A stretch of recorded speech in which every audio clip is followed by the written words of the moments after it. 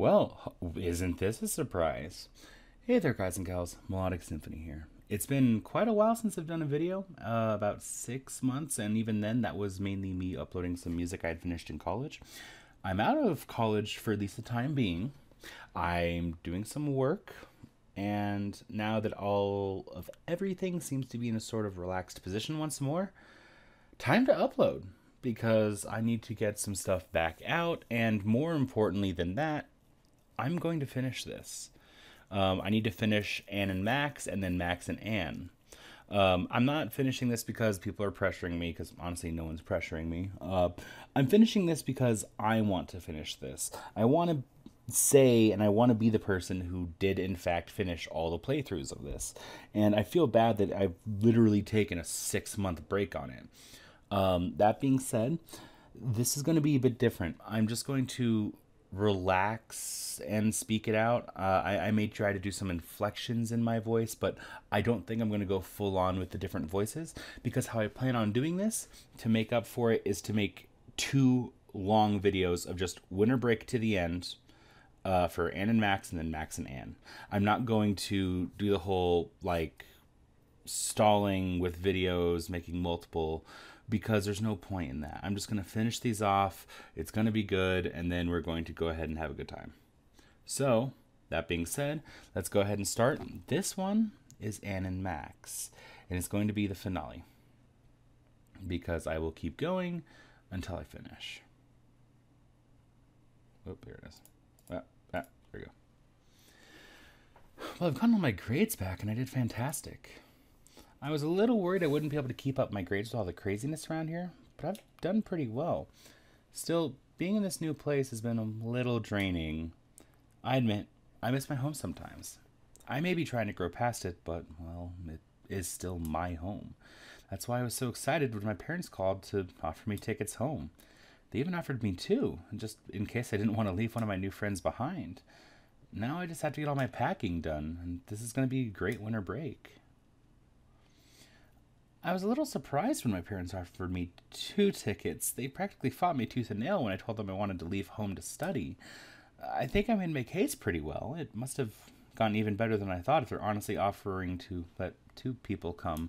I guess I should figure out who I want to ask. I mean, I'm glad I made friends, but I don't know if the people here know me that well.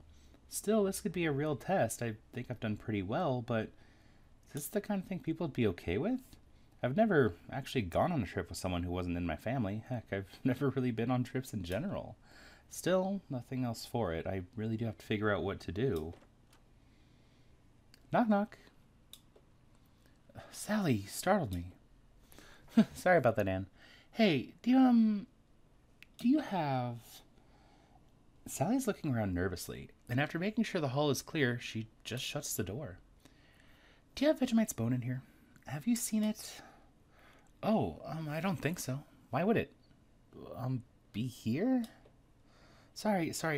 Last time y'all left, I let him run around the house, and he went into some of your rooms. I'm just praying you didn't leave it in Dominic's. I can't help but chuckle a little bit at her plight. It's amazing she's managed to keep the little puppy a secret for this long. So, what's got you packing up? Going home for the holidays? Yep. My parents were even nice enough to spring for a couple of tickets. I guess they miss me too. Huh, I guess so. Wait, a couple? Yeah, they said a friend could come along if they wanted. I thought it might be nice to have someone from my new home see my old home, you know?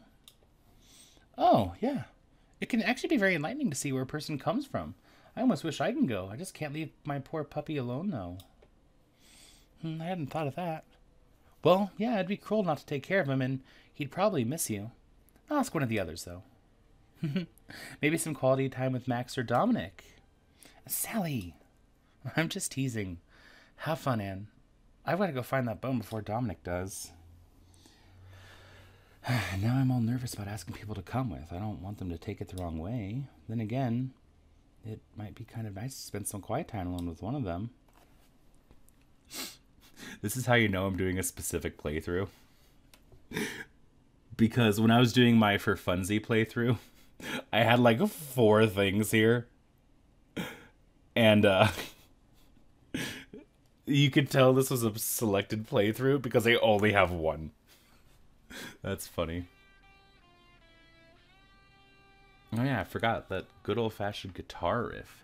Heck yeah. I came to this city to break out of my shell, and if my parents want a chance to see my new life, I don't think anybody represents that better than Max. And as long as I can get him to promise to be on good behavior, I think he and my parents will do fine. I tried knocking on his door once, but he's playing his electric guitar, so I really have to bang a few times to get through. Finally, the door comes flying open. Douchenick, you need to step off about my volume already. Oh, jeez, man, I'm sorry. I thought you were that jerk here to complain again. No, just me. Sorry to interrupt you. No, it's all right. Come on in. I got to get a bit of practice in before tonight, but I have a few minutes to chat. What's happening tonight? Oh, didn't I tell you? We've got a gig. I'm headlining down at Gaz's Club tonight. It's going to be real big for my band. Oh, that's fantastic, Max. Congratulations. Thank you, thank you. We're going to rock the house, of course. The normal band will be back tomorrow, unfortunately, but for tonight we can shine. So what's up? I'm just going to ask something, but it seems like you've got plans for the week, so I should let you practice. Well, now you have to tell me. Otherwise, it's going to bug me all night. I'll be up on stage wondering what you're going to ask me. I'll be so distracted I'll yank out a chord and I'll trip the drummer and she'll cause the stage to collapse and we'll all die. I can't help but chuckle as Max wildly swings his arms at his exaggeration. Okay, fine. Since you asked, I was just going to let you know that I got 2 tickets back to my hometown and I wondered if you wanted to come home with me. Huh, it's not often a cute girl asks if she can take me home. I gotta warn you, I'm not housebroken. Max, it's gross. Sure, I'll go along. This gig's only for tonight, so I'm pretty clear for the rest of the week. Hey, you should come to the show, Anne. Sorry, Max, I've still got packing to do. I'm really going to be busy tonight. Did you really want to come? Yeah, definitely. I'd like to see what kind of crazy town managed to stifle you up. Maybe I can show you where the seedy underbelly is and blow your mind. Good luck with that. I was reading ahead, and they had yet another typo. My hometown is about as sleepy as they get. 90% sure. Oh no, never mind. I spoke too soon. I thought she was trying to say sleazy. No, my hometown is about as sleepy as they get. My bad. Hey, if it produced a great gal like you, it can't be all that bad. I bet there's lots of stuff we can show each other while we're there. Not that. Well, whatever. I blush a bit at his comments, and even Max looks a little flustered. Something I thought was impossible. Just promise to be good for my parents' sake, okay? They want to meet some of my new college friends, is all. Scout's honor. I'll be on my best behavior. Were you ever a scout? Nope, not in the slightest. Also, my best behavior is still pretty bad. I think I can keep them from trying to burn me as a witch. Good enough. I'll come and get you tomorrow at 11 a.m. Is that going to be enough time with your show tonight? Yeah, I'll pack light. I'll see you in the morning. He gives me a rather lascivious wink as I turn to go. I roll my eyes in return, but can't help smiling as I head back to my room. Back in my room, I still have a lot of packing to finish up. I call my parents, let them know Max is coming with me. They seem excited to meet one of my friends and say they'll have a bed all set up. Luckily, my room is still waiting for me.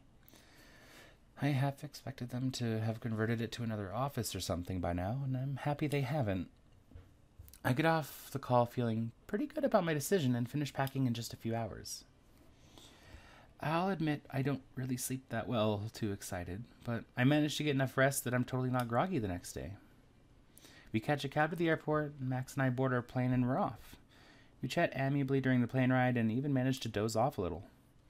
My mom and dad meet us at arrivals, take us out for a nice dinner, and, well, since it's already a bit late in the day now, at least properly fed, we come back to the house I grew up in. A nice couple of rounds of board games later, and my parents are ready to call it a night. They head off to bed as I show Max to the guest room. And this is where you'll be sleeping. I can't believe you told my dad you wanted to be a dog when you grow up. He thinks you're crazy, you know. That's even better. Maybe I am. You don't know. Rawr. Did he just unironically pull a rawr on her? That's fucking top tier. Max stumbles over to me, waving his arms like a monkey and making growling sounds. I dodge out of the way as he tries to grab at me. I laugh as he chases me around the room a bit. Finally, I grab one of the pillows off the bed and just throw it at him. Ah! So I remember now, these facial expressions are so good. Ah, my one weakness. Downy soft pillows. I sit on the bed, laughing as Max brings the pillow back, tossing it on the bed as he sits next to me. You know, I'm actually impressed. This isn't such a bad little town. You've lived here all your life? Yeah, born and raised. You see how I'd want to get out and see the world a bit. Definitely. I would have gone crazy here. Still, it has its advantages. It's probably one of those towns where the cops don't really care if you're out drinking in some backwoods. Nobody gets on your case for just having some fun. I suppose. I don't know. I never really did any of that stuff to begin with. Oh, so you're always a good little girl, huh? Well, the good ones are always the ones who cut loose the craziest, once you can get them out of the shell. Max leans closer to me, and I look him in the eyes as he gets near my face, and he keeps going, leaning into my ear. I definitely want to be there when you decide to go wild. And I don't know what it is, but Max can always set me blushing. I laughingly push him away. And who's to say I haven't gone wild already, mister? Well, for starters, I've still got my clothes on. Max, I've seen your dirty laundry. If you think I'm ripping off your clothes, you're sorely mistaken. Look at you, getting feisty all of a sudden. Hey, you started it. I guess I'm just feeling good. I was actually feeling a bit homesick. It's nice to be back home. I know I'm sheltered. There's a lot out there I don't know about. That's why I left here. But this place I know... Does that make any sense? Sure. I get that. It's kind of like how I feel when I'm up on a stage. I think the secret is to try to bring a little of that feeling with you when you leave the stage. You know? I think I can understand that. If you need something to remember this feeling by, I'm sure I can oblige. Oh, just go a little wild. Yeah.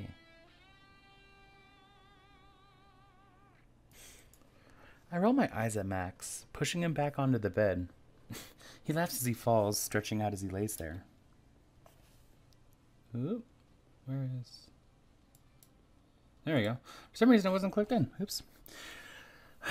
Maybe he's right. Maybe it's about letting go and just getting a little wild.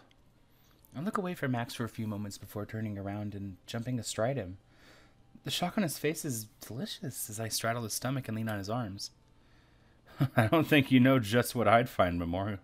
Oh, my bad. He moved, so I thought it was her. I don't think you know just what I'd find memorable, Max. Maybe not, Anne. Maybe it's better if you show me. I've never had a problem with a girl who knows how to take charge. He smiles slyly up at me, and there's a look of desire in his eyes. It's probably the first time I've ever seen a man look at me with that type of deep desire.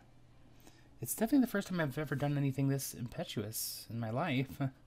Now that I've got him here, though, I admit I'm not sure what I should do next. I try to smile confidently while admitting to myself that I hadn't really thought this far ahead. I lean myself closer to his face as he leans up to start meeting me halfway. Do you think you're really ready for me? And his smile deepens as he looks me in the eye. I bring my face closer to his still, and Max takes in a deep breath, letting it out slowly, almost satisfied. No, not just yet. He winks at me, and his face darts up to give me a quick kiss on the cheek. But I bet it felt good, didn't it? I sit up in a surprise when I smile. It's a slow, natural smile. I step off of Max and off the bed. You're a much nicer guy than you'd like people to believe. You know that? Hey, don't spread it around, huh? I've got a rock god status to maintain here. Sorry. Hey. Anything good is worth working for, and worth waiting for.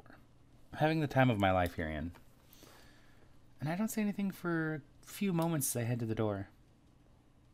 I knew you were the right one to invite, and you're definitely worth waiting for. Was that waiting or working? Oh no. I head back to my old bedroom, feeling fairly good about myself.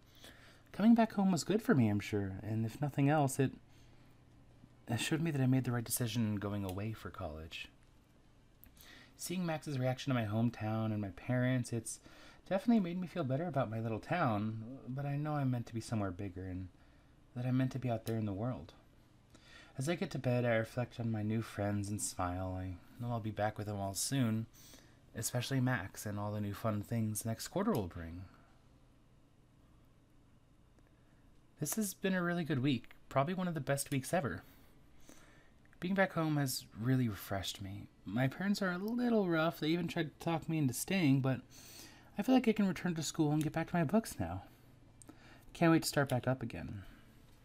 I even managed to have a great Christmas. Max and I spent a bit of time away from my parents and got to see a few sights around the town that there are. Mostly we just talked and enjoyed each other's company. Alright. I'm going to quickly boop in case.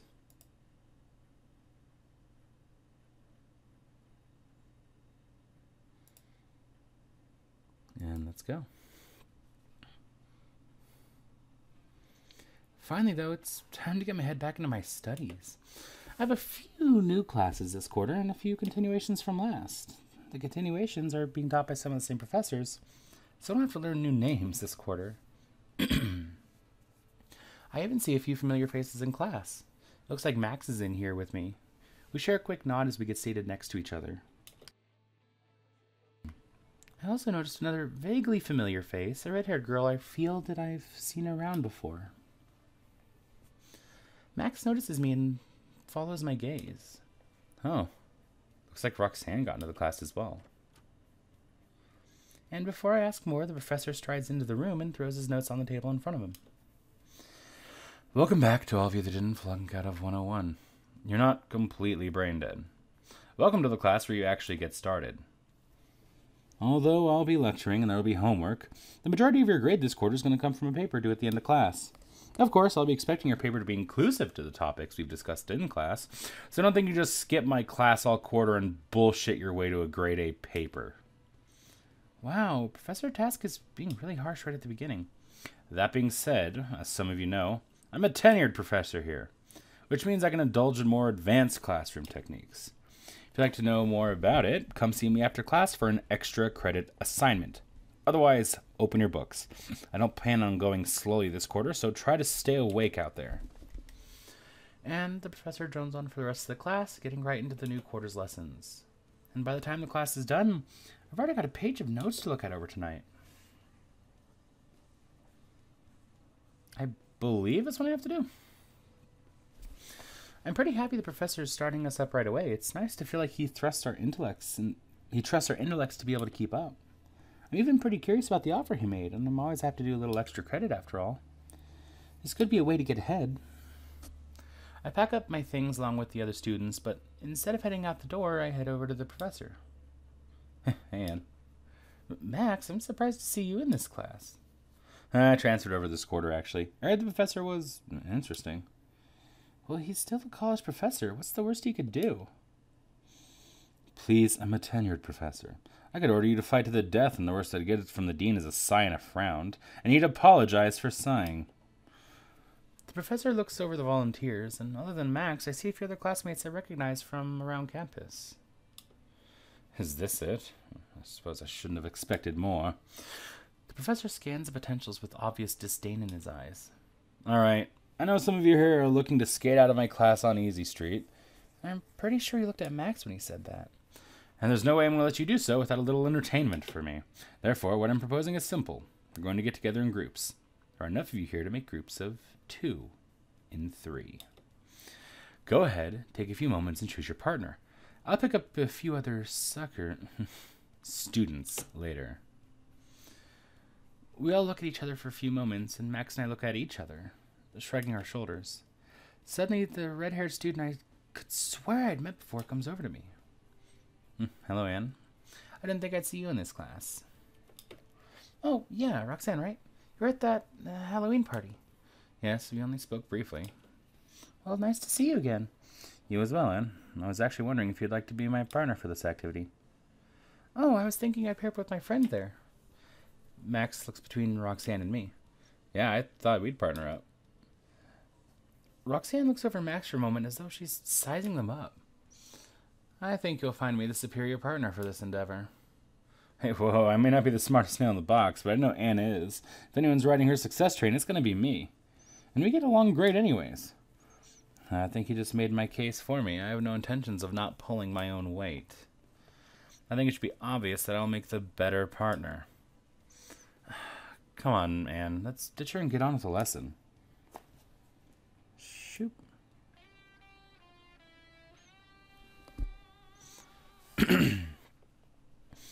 This Roxanne is a bit rude, even if she's right about Max.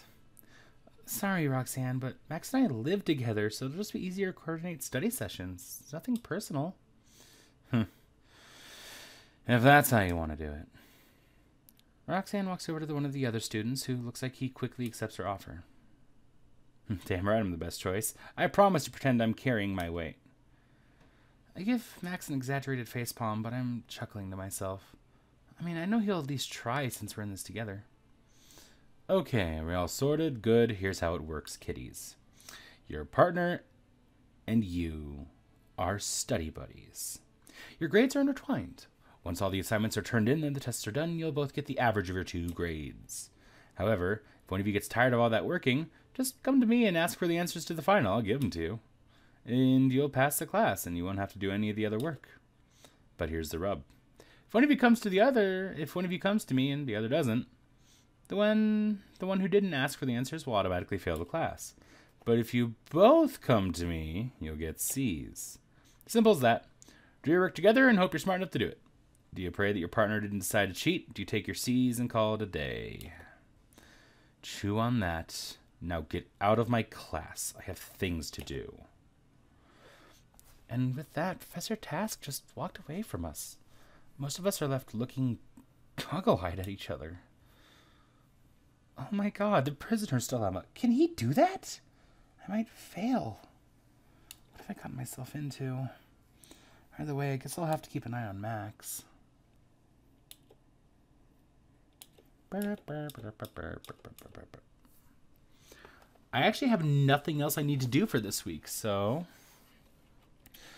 early in the new quarter, and I've already got a ton of work to do. I wasn't expecting college to ramp up so quickly. I'll have to work just as hard to keep up with it, which is why I decided to take care of eating quickly and efficiently here at the cafe, at least while I get some extra study time in. Is that going to be it for you? That'll be fine. Thanks, Isabella. If I need anything else, I'll let you know. See that you do, hun. And she smiles at me as she walks away, swaying her hips. Her work outfit is actually quite cute on her. I crack open the first book and start reading. I'm trying to read and eat at the same time, so it's starting off a bit slowly. I'm starting to get into it, though, and when the door opens and one of my classmates walks in. Hey, Anne, okay. I didn't know you'd be over here. Oh, hey, Carmen. Yeah, I'm just trying to get a little studying done, just trying to get to work. Oh, yeah, I totally get that. Can I get you something? And while Isabel's helping Carmen, I do my very best to look busy with my studies. I'm not trying to ignore Carmen. I just really did come in here to work on my studies. Luckily, Carmen takes a hint, and after giving me a smile and a wave, goes over to one of the other tables to eat her food.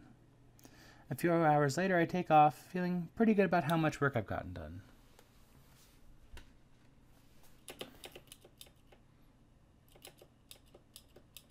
I believe there's one on Saturday for this week, but I don't think I have to do it. Yeah, I don't have to do this one as well. I'm a little surprised the house is so quiet. I know it's only the first week back, but I was half expecting a big party tonight or something. I wandered out of my room to grab a quick snack, and I guess it's going to be a quiet night. What? No, that's stupid. That's stupid. We're going to watch my show. My movie is not stupid. It's fantastic. I think your movie might be one that's steeped in stupidity. And there it is. Okay. I knew the Latin House crew wouldn't let me down. I head downstairs and sneak past the couch towards the kitchen. It looks like Sally, Isabella, and Rakesh are arguing over what to watch on the big screen tonight. I make my way into the kitchen for that light snack while I debate if I want to join in or not. Hey, look, I'm not trying to say you have the worst taste in movies. Okay, that might be what I'm saying. Let me read the back of the case again. You've read it enough. Let's just watch it and you'll see how good it is. Better than your silly soap opera. Soap opera? How dare you? Okay, now you have to watch it to make up for insulting me. And on second thought, maybe I was too hasty. Quiet is very underrated. I grab a few things out of the fridge and sneak my way back upstairs before any more antics can go down. I'm really not interested in getting in the middle of their fight. I need the snap spell to recharge it. I just imagine Anne playing D&D, and she always goes with, like, high intelligence characters. Teacher's assistant philosophy job. Is that this one? Yeah. I wonder if it's possible to get 999 grades, or if that's just something they put in.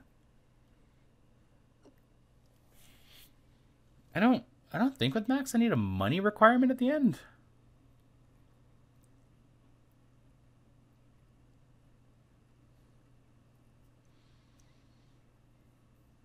No, I don't think so. Okay, I just looked and I don't think so. Okay.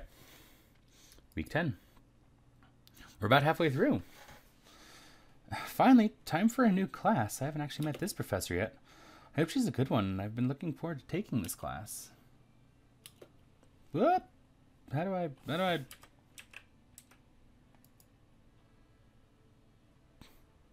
Okay, I remember now. And she certainly can't be any weirder than some of my other professors. As the final chime sounds, the professor walks in and steps up to the podium at the front of the class. Greetings all, I'm Professor Merriweather. Welcome to Intro to Anatomy. I'm not one for standing on ceremony, and you're all here to learn. So let's get right to it, shall we? For starters, let's get a couple of you down here for an example. Any volunteers?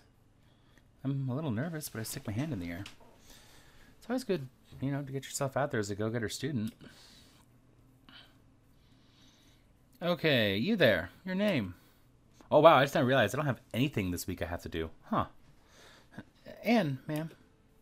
Good, good. Come down here and stand over there. I start heading down the aisle to stand slightly to the left of the teacher. All right, who else do we got? Yes, right there, Anne. Who else? Ah, Butch. Please come to the front of the class. A rather small guy with thick glasses approaches the front of the classroom. I had requested to use my middle name, Terrence. Please, Professor. Oh, what an interesting name. I wouldn't have expected that. And the poor thing looks pretty flustered. Clearly he's not happy about the name. This is why I go by my middle name. Nobody ever thinks I'm a Butch. Sorry, no nicknames. But, moving on. Butch, you stand to my left. Butch grumbles, but stands to her left. So, anatomy. We've all got it. This is an intro to it, and I'm assuming you all took a high school biology class, yes? So I don't have to start with the basics. These are two humans. Got that? All right. You can never tell what the state of public schools these days. So let's start talking a little bit about the differences between men and women. We're going to go in depth on some of these topics later in the course, but right now it's good to understand which aspects are universal and which aren't. And just from looking at them, the standard differences are apparent. You can see the young lady here, who is apparently rather lucky in puberty, also sports the larger childbearing pelvic bone. That's just basic sexual dimorphism. I can't believe she just said that. I'm probably blushing pretty badly, but I managed to stay quiet at least. The professor continues on like that for most of the hour, talking about the differences between the two of us, where evolution likely played a part and parts were most likely holdovers from our oldest times. It would have probably been a fascinating lecture if I didn't have to be a living doll for her to point at for a whole hour. And finally, she gestures for Butch and me to sit down. We head back to our seats as she finishes up her lecture. When the bell rings, everyone flies out a little overwhelmed. Oh, Anne, Butch, come here a moment, would you? Damn, I was almost out, too. Thanks for being my guinea pigs today. It's always nice to have volunteers. Hey, glad to see you stuck to 102, Butch. Oh, yes, I need the credits, Professor Merriweather. I hope I can count on you both to volunteer to help me in the future. I don't think this locks me into anything. Okay. Well, I'm always happy to help, Professor, though I don't know how comfortable I'll be standing in front of your classes, especially if you're going to be describing me all the time. Oh, no. Mostly I'll probably be using you to demonstrate muscle movements and such. It's much easier to understand on a living person. I'm sure you'll be fine. Plus, it means you get that much closer to education. I mean, You seem sharp. I think you'll pick up things nicely. All right, go on. I'll see you next time. As we leave, Butch gives me a shrug and a long-suffering sigh. I know what that means. This is going to be a long quarter.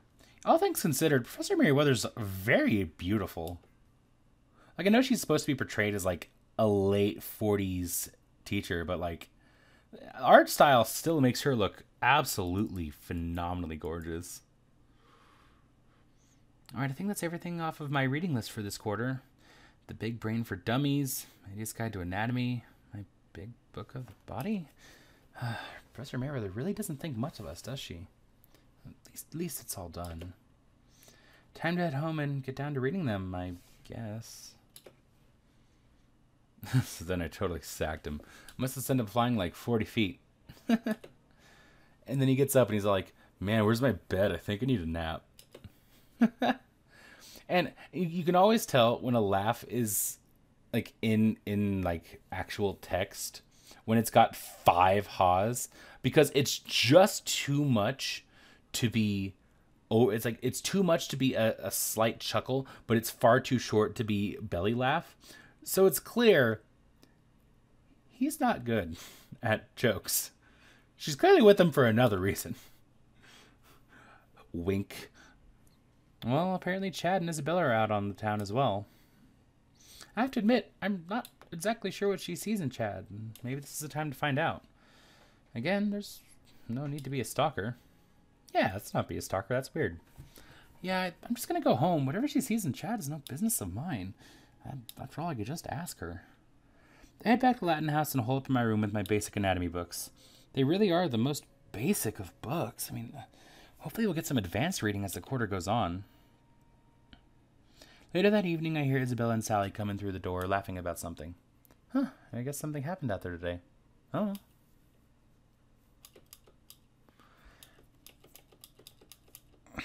It's a quiet afternoon as I head back to my room from the bathroom. I wonder if everyone else has gone somewhere. No, Mama. Mis clases van bien. Oh, well, I guess not. Isabella's door is open, and it looks like she's putting away laundry while she talks to her mom, I guess. Los muchachos me tratan bien. Me estoy divirtiendo aquí. Oh, it's been so long since I've done Spanish. Please forgive me. Sí, estoy trabajando muy duro en mis estudios. Tienen un bien programa para maestros aquí. And she's obviously pretty deep in conversation. I don't know what's going on, but I don't know if I should bother her. And then just, of course, as I'm thinking that's when she makes eye contact. Luckily, she smiles and waves at me. I'm not sure if I should go in or not. I probably shouldn't. I just waved back and moved down the hall towards my room. I'm a bit curious what she was saying, but I guess I can just ask her later on. For now, I think it's time to chill in my room for a while. Forgive me, I haven't taken a Spanish class in a solid 6 or 7 years. And the worst part is, I still understood, like, a good amount of what was being said. Enough to, like, actually hear the statements in my head, but nothing really more than that. Okay. Let's keep going. So if I ever take a break and the music suddenly jolts, assume I'm taking a drink of water or something, because my throat, even already after only 33 minutes and doing like slight inflections, not really full-on voices, it's a little bit rough.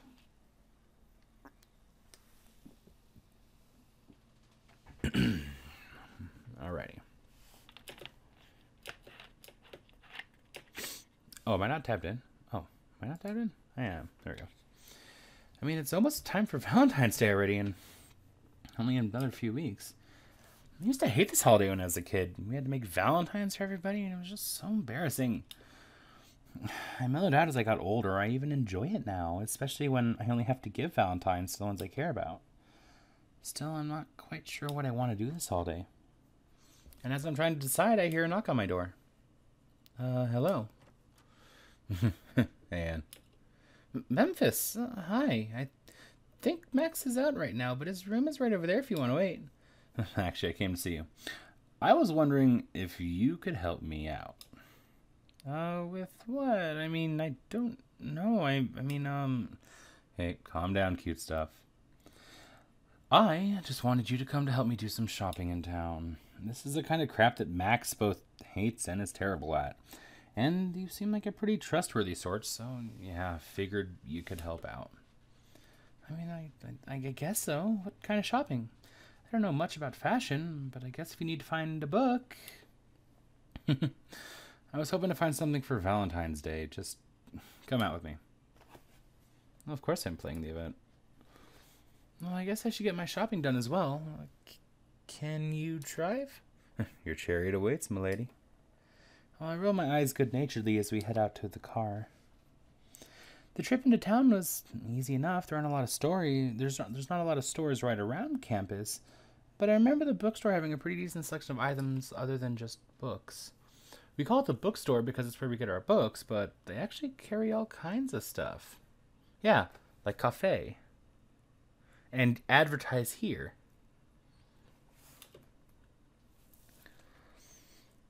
Parking is always a nightmare, but we managed to get into the store and start looking. So, what do you think I should get? Honestly, I'm not even sure who this is for, so I don't know what would make a good Valentine's Day gift. Well, she's smart,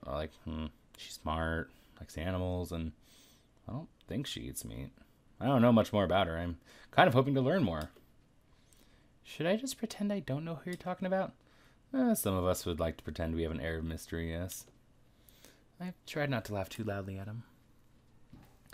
We poke around the aisles for a bit, looking for the right gift. Memphis and I separate after a few minutes as I go to try and find something of my own to buy. I'm not really sure what this place has that would be good, but there could be some good gifts here. I just need to figure out what would make the best gift.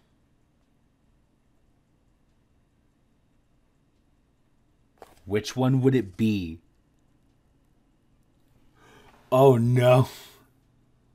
Well,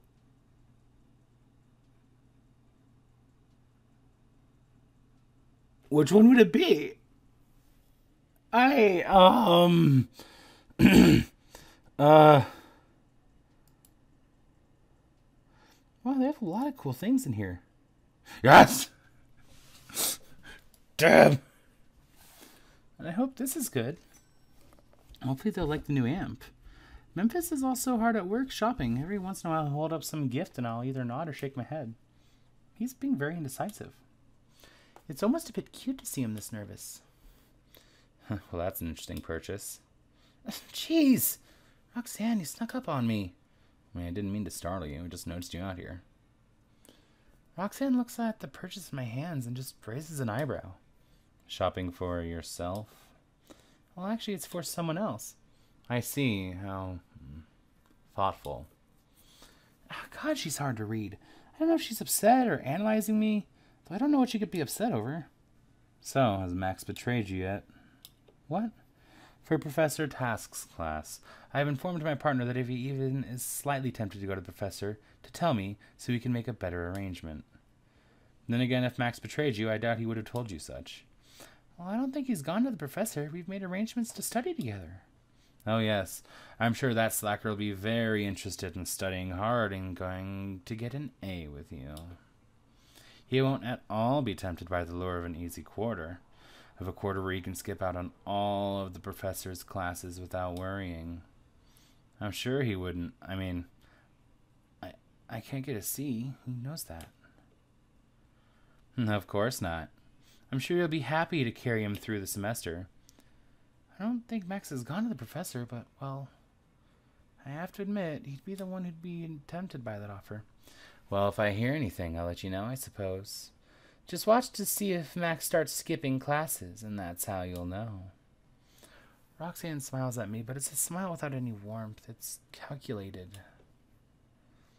As she leaves, I can't help but shake my head. Sure, there are some doubts, but I can't lose my faith in Max yet. Man, you think you've got what you need? Yeah, I think I'm good here. Who is that? Just a classmate. What'd you end up getting? I ended up getting a book I think she'll like. Nothing too intense. I mean, as long as it's from your heart, I'm sure she'll appreciate it. Getting a little sugary on me, aren't you?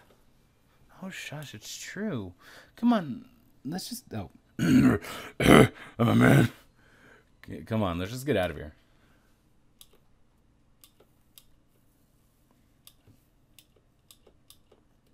The next one I have to do is Thursday. Thursday? Yeah, Thursday. I can't believe Professor Fastest filled out a dating site questionnaire. I forgot that was one of them. I hope he doesn't give those answers out or anything. He said it was anonymous, but still, what was the point? Time to get some rest. Maybe do a little studying. I'm home. Finally. Anne, do me a favor, grab me a glass of water. Do not do it, Anne. It is a filthy trick. What the hell? Dominic and Rakesh are sitting at the kitchen table, staring each other dead in the eyes. Each has a look of intense concentration on their face. Neither will look away from the other. I think it may be a staring contest? Are you kidding me? Look, okay, it's not a trick. I'm just thirsty, and I'm not going to lose. No, he will tip the glass at me. This is a no-holds-barred test of iron wills of men. He will do anything to win. Do not assist him. Oh, so much for rest. I'm just gonna... Bye, nerds. Really, you guys? Why would you be having a staring contest?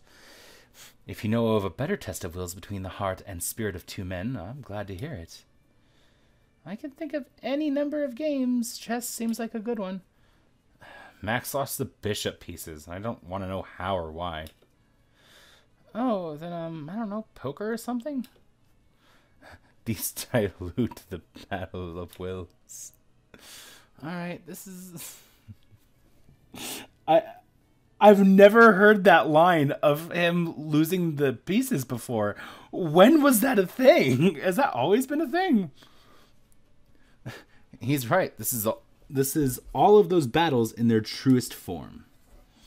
You two are silly. I'm going to go study. Besides, because I'm in college. She will never understand our warrior ways, Rakesh. Your sight wavers. Think no more of it. We will continue our battle. This place is weird sometimes. I wish I was kidding. I've done that shit before with friends. I believe during the relax period. Excuse me? Oh, it's week 12 that the Thursday event. Okay, so I don't have anything else this week. I'm shocked, man. Shocked. You run a band, for crap's sake, and you just screw up a karaoke number? I will murder you, Memphis. That machine was busted. The pitch was all wrong. It's a poor craftsman that blames his tools, Max. See, the lady knows. Then both of you can shut up. I don't see either of you doing better. And I say again, you front a band. I don't have to sing well. I just have to look pretty. I certainly never claimed to be able to sing. All right, that's it. I'm finding a new karaoke bar, and I'll show you I can 100% nail that damn song. The night's young, man. You're the one who said we should blow that place. Whatever. Come on. Sorry, guys, but it's way past my bedtime. I'm just going to stay here for this round. See, the woman's smart. She's already trying to avoid you singing. But Max is already on his way back to the van, yelling at us to shut up and get in. Memphis laughs and waves goodbye to me. I'm amped up from hanging out with Max and his band, so I just relax with a little bit of TV before bed. I lay out on the couch, turn it on, and just as I'm wondering what's going to watch, I hear thumping behind me on the stairs. Sally comes barreling down at me, holding Vegemite in her hands. She puts a finger to her lips with a shh and goes past the stairs to the laundry room, closing the door behind her. I believe this is one that actually legitimately doesn't matter. Because it ends up having this chat anyway. Anyways. Whatever's going on, it's trouble. And I've just had a fun night out with friends, so I don't think trouble's on tonight's menu. I lay low on the couch and turn off the TV. Maybe if I just sit here in the dark, the trouble will blow over. A few minutes later, I hear more thumping down the stairs and someone breathing heavily. Just as I think of it, they're about to go away, Dominic's head comes poking over the couch. Oh, Anne, I didn't know you'd come home. Have you seen Sally? Not really. I just got home. He takes off again and I go to my room. Hopefully it'll blow over by morning. Yeah, week 12. We have 9 weeks left. I'm going to take a brief pause to get something to drink, get some food, and I'll be right back. I just now realized I'd paused at 44:44, and I didn't even notice that. So when I came back, I just looked, and the time was just even, and it was super satisfying for no reason other than it was all fours. Okay, I don't have anything to do until Thursday, question mark? I think tonight I was supposed to study for tasks class with Max. Everyone's caught up in their own studies tonight, though, so it should be pretty easy to get some work done. I hope I can keep Max engaged. I know he's not dumb, but he does like to goof off a lot, and it's really important that we both do well in this class. Why can I skip this?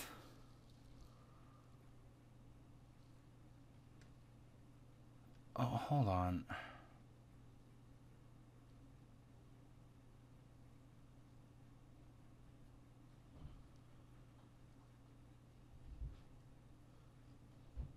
Okay, side note, I'm not going to do the party ending because it's literally the same thing every time.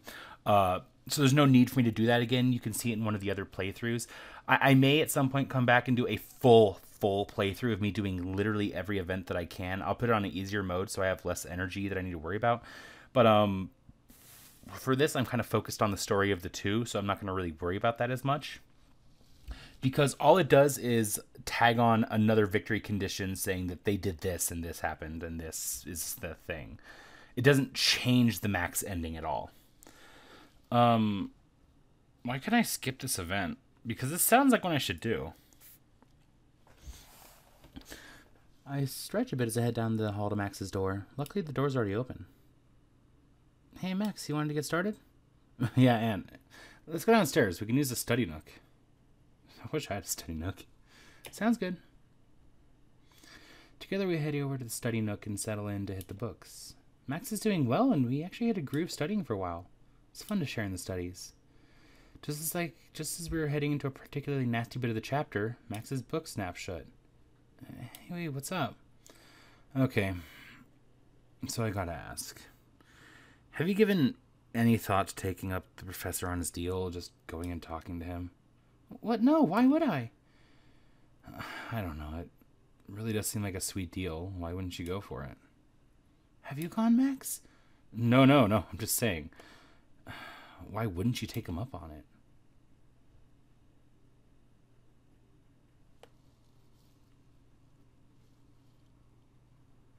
This event confuses me. It's so different than every other time this event has come across.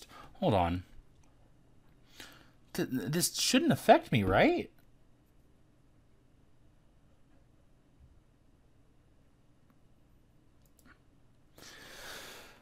I haven't honestly given it any thought. It just doesn't seem like the sort of thing I'd do under any circumstance. Besides, I know you can do this, Max. If we work together, we won't have to worry about it at all, will we? I guess not. You know, you're quite the cheerleader, you know. So, should we get back to work? Yeah, sounds good. We studied for a while longer, and with no more talk about the professor's tactics. Finally, we've tackled the last chapters and a couple others beside, and we both stand, stretch, and start putting our books up. I hear a rustling in the kitchen and notice Dominic coming out with a soda in one hand and a book in the other. I didn't even notice him come down. Don't mind me. Carrying on. He walks over to the couch and sits down, opening his book. All right, I think that's going to do it for me. Okay, I'll clean up down here. Hey, thanks. Max walks back upstairs while I pick up the area around where we were studying. Once it's all clean, I go sit next to Dominic on the couch just to relax. Hey, I overheard you talking earlier. Excuse me? Excuse me? What? I knew you wouldn't stoop down to Professor Task's stupid assignment. It just doesn't feel right. That's what I like about you, Anne. I know you're a good person at heart. Dominic looks at me happily from over his book. Wait, how do you know about the whole betrayal thing? Oh, a couple other people from your class are in on it. They've got my physics class. Task does this every couple of years. One of my friends when I was in undergrad went through it. Did he get betrayed? No, did the betraying, actually. He had a really hard course load at the time, and it made his life much easier. Of course, he made a lifelong enemy as well. Something to think about, eh? I nod slowly, mulling that one over in my head. This could end up being very dangerous. Time for Thursday! Glad I went shopping after all. Valentine's Day is here, and now I guess it's just a matter of figuring out if I want to make a big deal out of it. It's a pretty nice day out, actually, and the weather's really cleared up. Made for a nice walk back to the dorm while I figured things out. As I enter Latin house, I can hear all kinds of noises, and it sounds like everyone's home at least. I head up to my room for a moment while I decide what I want to do. Nah, I bought this massive guitar amp, but fuck it. I suppose there's a point in... Well, there's no point in waiting around. No time like the present, after all. The only question is, who should I try to find? Yes, who would I give the guitar amp to? Dominic! I head down the hall and knock on his door. I hear him calling me from the inside. As I head in, I see him writing in a small notebook. He closes it pretty much immediately as I come in. Lyrics? Yeah, just a few things I'm working on. What's up, Ann? Not much, just, Valentine's Day. Oh, do you go in for that kind of thing? Get everybody in class a gift sort of thing? Not everybody. It's not much, but I picked this up for you. I found this amp in the music section, and it seems pretty good.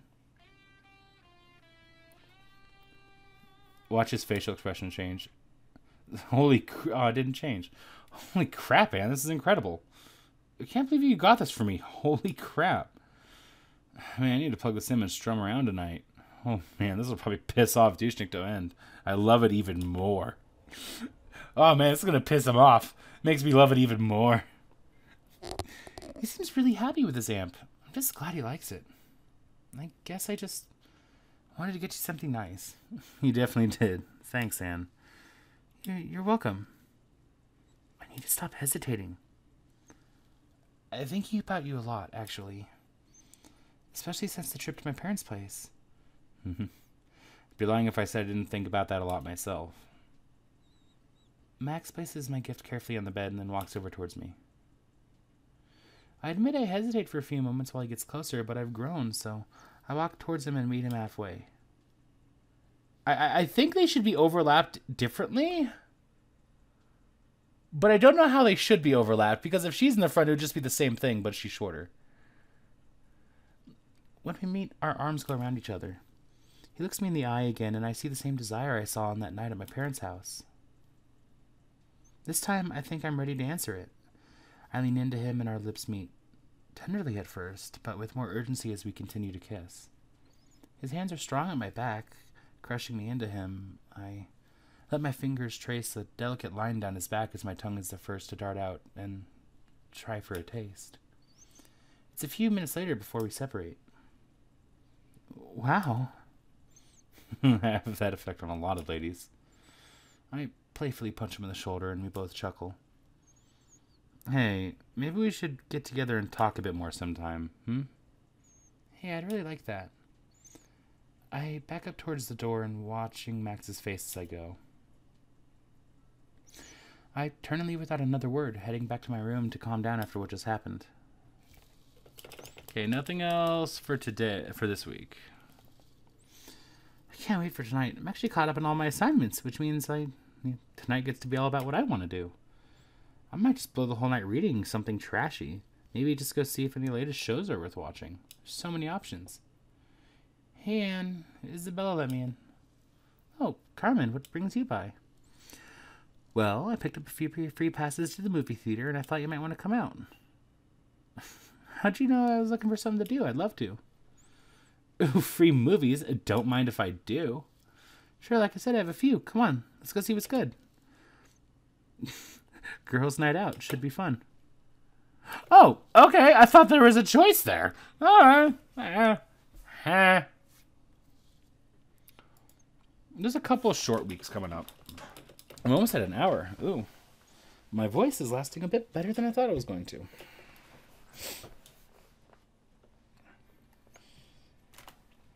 Tuesday. This is not the event.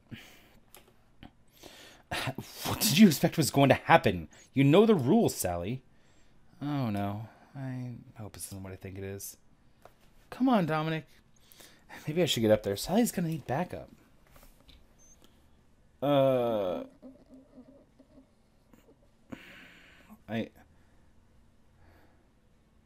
I forget. If I don't do this one, does this actually ruin the ending?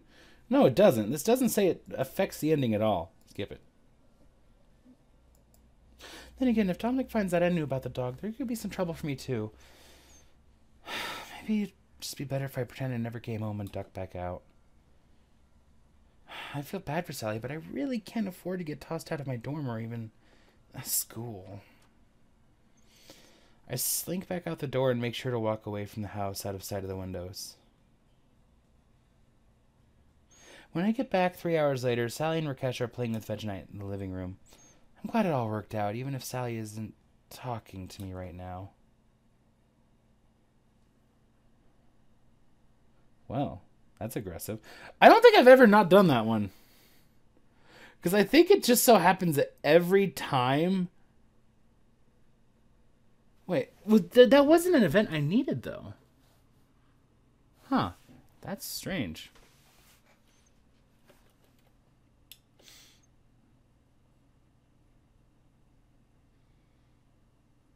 Hold on.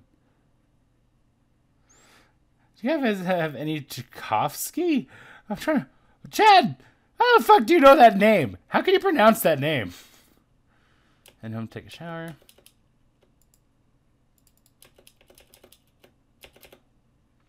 Thursday. Hey, thanks for keeping an eye on him, Anne. If I could speak. Hey, thanks for keeping an eye on him, Anne. Excuse me. Can I please? There we go. Oh, no problem, Sally. He's just too cute to say no to. And just as Sally leaves, I hear a knock at the front door. I've got it. Oh, Carmen. Hey, what's up? Hey, Ann. So I scored tickets for the big battle of the bands tonight. Do you want to go with? Let me. Yes. Okay. Yeah, you know what? That actually sounds like a lot of fun. Thanks, Car. That's such a weird nickname. Annabelle, makes sense, but Car? I don't know. Let's just head out. I really couldn't tell when we started using those nicknames, but Carmen's the only one I let get away with using such a silly nickname. Sometimes I think the only reason we ever use them is because we know they annoy the other. Fucking top tier. Have you eaten? I'm starving. So we hang out a bit, deciding whether we want to go for food before the big event. A few hours later, we're standing together at the head of the line, handing our tickets over to the doorman. Inside, the room's been set up with a sort of stage area behind some curtains. It's a fairly amateur setup, but I think that might be the point.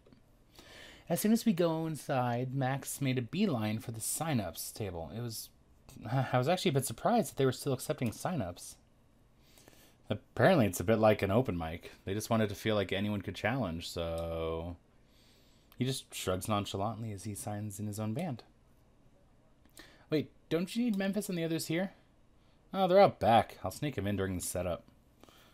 You really are a terrible cheat, you know that? Hey, who's cheating? They want to find the best band. I'm going to bring it to them. Seriously, you're awful.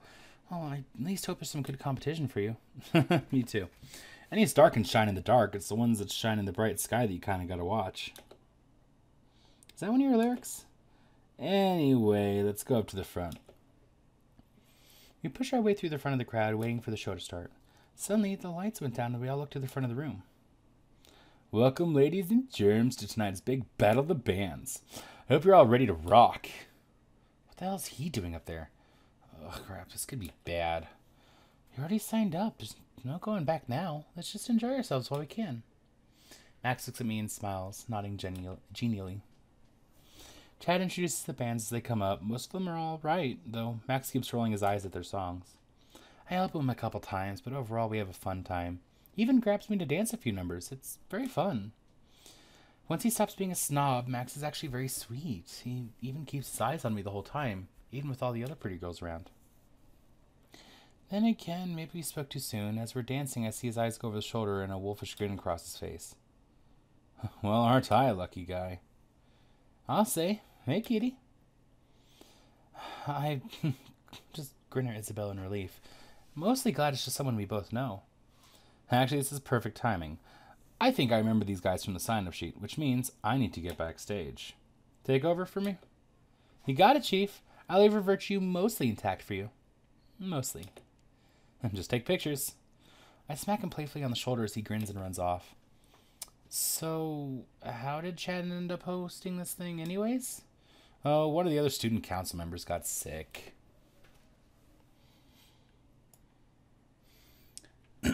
We both watch as Chad approaches the mic to introduce the final band. We grin at each other, realizing that we know what Max is about to do. Boo. Yeah, people partied up. Alright, we've got one last band, so I hope they can bring as much noise as their previous ones. Please welcome to the stage, Back Alley Flash. And as Max approaches the stage, a glimmer of recognition flashes across Chad's face, followed almost immediately by a glower. Max had better wow this crowd if he hopes to overcome the obvious judge bias. Before Chad could say anything else, Max snatches the mic away from him. Alright, people. I hope we've got some gas left in the tank because we brought the matches. What say we set this night on fire? Everyone cheers and Max's band bursts into their set. Their music is great, as always, and the whole crowd is just jumping and dancing along. Isabella grabs me and we bump and jump for a while right along with everyone else in the excited crowd. A few songs later and the whole band takes a giant bow, the curtains close, and we can hear the sounds of equipment being cleared off. Everyone else in the crowd starts chanting encore over and over while they're cleaning up. Finally, with the stage clear, Chad comes to the front of the stage and looks over the crowd. Well, I guess we can tell who got the popular vote. Unfortunately, by judge decision, I'm afraid that Back Alley Flash is going to have to be disqualified. It's heartening to hear the crowd booing Chad. Look, I'm sorry, but we have it on authority that Back Alley Flash is a professional band under our rules. And despite the crowd booing again, Chad's not going to budge.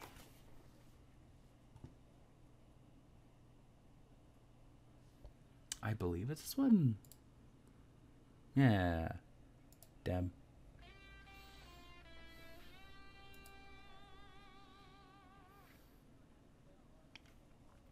I push my way through the crowd trying to get right up to the stage. Chad and Max are arguing a bit, but the mic is off, so I can't really hear them.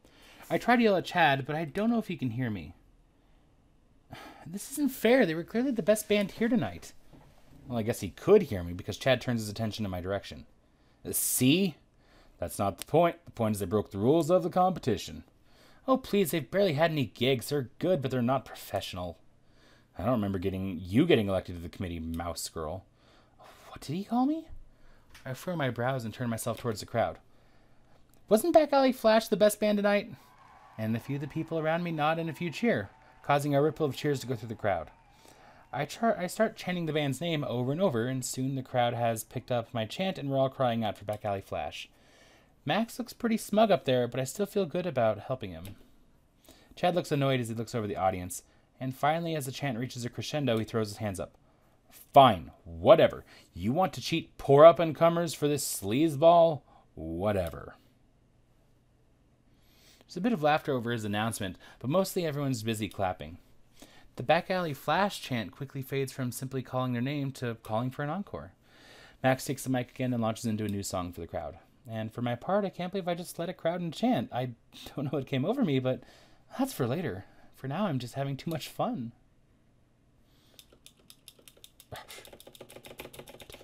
Press the button. There we go. Week 14. I severely underestimated the time. Well, okay. So there's actually not a whole lot. There's like 5 more events that I actually need to do if I'm not doing the an ending event. So it's not that bad. So I think 14 is actually... So 14 we have something. 15 we have 2 things with task, but that's not really important. 16 there's another event. 17 there's another event. And 21's another event. Oh, come on, Anne. I want you to see this. I'm coming. I chuckle as we move through the streets. Rakesh just looks so excited. I guess it's rubbing off. Rakesh had come to me almost the second I'd left class. It was about time for lunch, so I had about an hour. He led me through the park without saying much else, just that he was happy I was free for a bit. Finally, we hit the clearing, and I watched him spread his arms very theatrically. On the ground is a rather elaborate and incredibly put-together picnic lunch. Holy cow, you set all this up? Oh, may I have purchased a few of the things in the basket, but, I mean, otherwise... Crap, I wish you told me Rakesh already made plans for lunch to study with Max. And Rakesh's face falls terribly. I feel bad, but this was a surprise. I understand, Anne. I'm so sorry, really. It's okay, go on. I do not wish to interrupt your plans. I just wanted your opinion on the setup anyways. Oh, well, if that's all, it's incredible, Rakesh. You've done a fantastic job. I wave goodbyes and make my way back to the campus. Rakesh seems pleased at my praise. I can't believe you just shot the man down. What? You better not have said what I think you just said.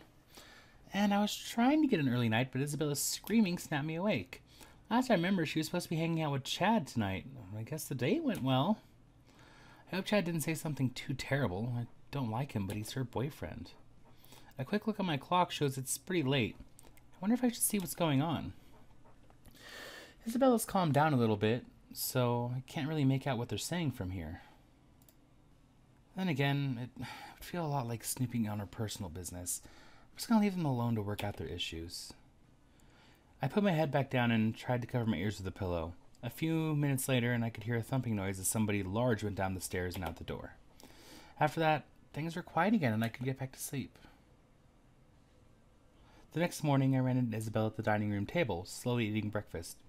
She looked awful, like she'd been crying all night. Are you okay? It's fine, Anne. Are things okay with Chad? I'll thank you not to mention that name of that asshole again. I quickly throw up my hands defensively and back away into the kitchen. I guess things didn't go so great last night after all. Poor Isabella, I hope she'll be okay. Everyone's covered in green today. I mean, heck, everything is. Except for me, but that's okay. The day's pretty fun. I never really understood the major appeal, but I mean, it's just an excuse to get plastered, right? Though, to be fair, half of my college experience so far has been people making excuses to get plastered, so maybe it's not that bad. Still, I don't think I'm interested in going all out. I thought about putting on a green ribbon or something, just so I didn't really stick out, but I decided against it at the last minute. At any rate, I'm sure the folks at Latin House are planning some kind of big blowout bash, regardless of Dominic's desires, of course. I've been in my room for the last few hours, wondering if I want to try to sneak out before it gets started. Yeah, let's sneak out. I don't want to be part of the system. Because you can't be part of the system if you're hitting the moment. Okay. Whoop. Up. I'm not sure I want to be around all the drunks out there. And then again, I'm not sure I want to be around all the drunks in here. I mean, the library has late hours tonight. I think I'll go do some research for a while. Just avoid all the craziness. Before the house can really get active, I slip out and hurry down the street. Tonight should be a lot of fun. Yay, time for Max. There we go. Yes, that's why I need your help, Anne. I cannot paint all these flowers by myself in one night. I already told you I have plans for tonight, though, right? I'd have to skip out on Max. You probably shouldn't be painting those flowers at all, you know? They're in a park, Rakesh. Isn't that illegal? I am nearly positive that'd be viewed as a public service. Unfortunately, I really do have to meet with Max tonight. We have to put the last touches on our final essay soon. Rakesh sighs and puts on a small domino mask. Well, I suppose it cannot be helped then. That boy's gonna get in some serious trouble. Still, I don't know if it's worth missing tonight's session with Max. Wait.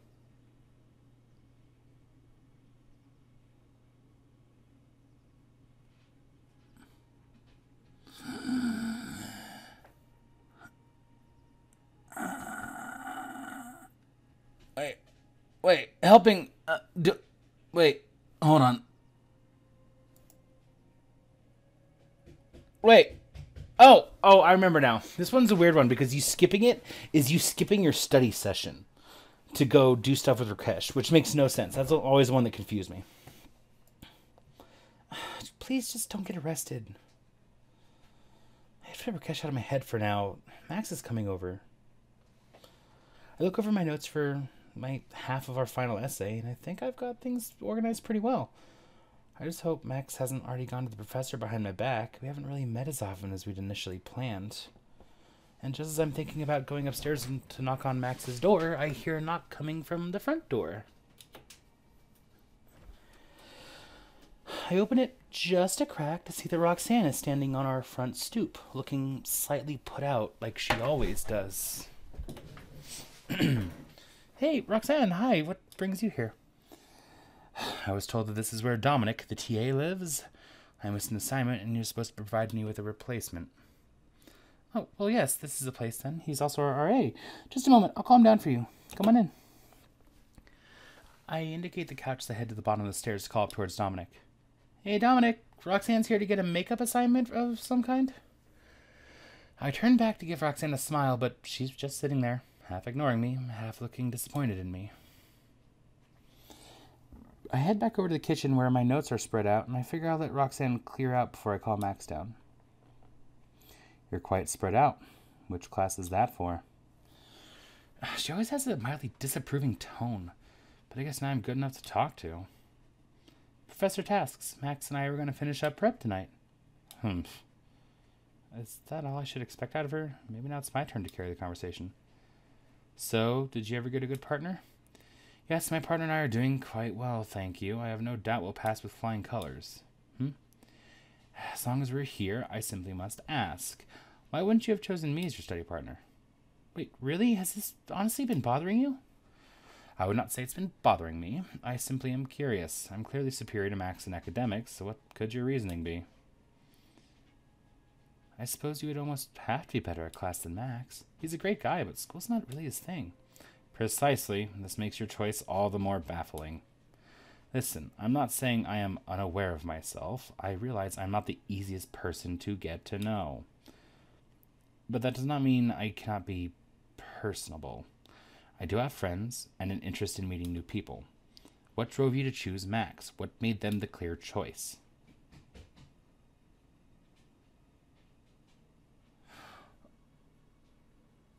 Oh, this is such a weird answer because I know which one I'm supposed to select, but I don't think naturally I would select that.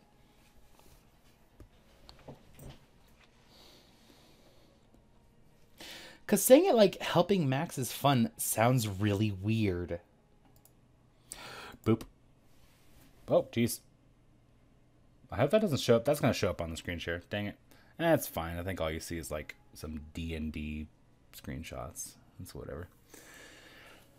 I know you think Max can't keep up with me studying, but you're wrong. Max may not show it often, but when he puts his mind to it, he can buckle down just as well as any of us. And I may have to help him catch up sometimes, but you know what, Roxanne? With Max, it's always fun. And if I have to be stuck in this terrible project, I'm really just glad I can do it with someone who can make me laugh. It's nice to be able to relieve the stress. Fitting to burst. More importantly, the point is that I'm Anne's partner.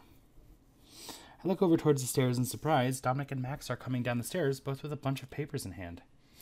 Evening, Roxanne. Here's the assignment. Need me to go over anything with you? Well, yes, there are a few things I need clarification on.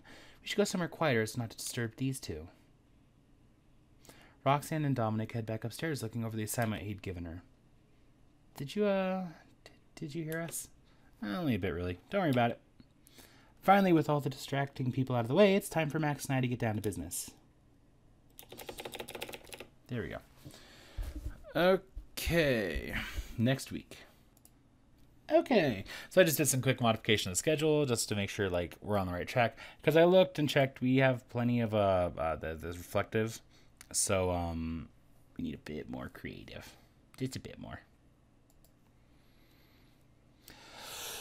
Joop joop. Monday, because this entire week is just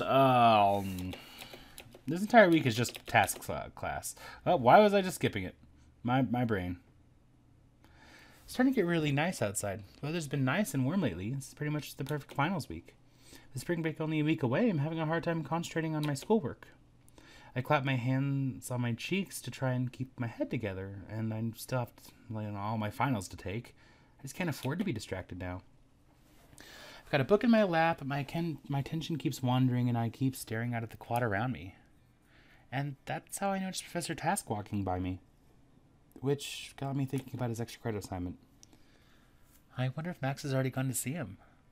I begin wondering if I should go see him.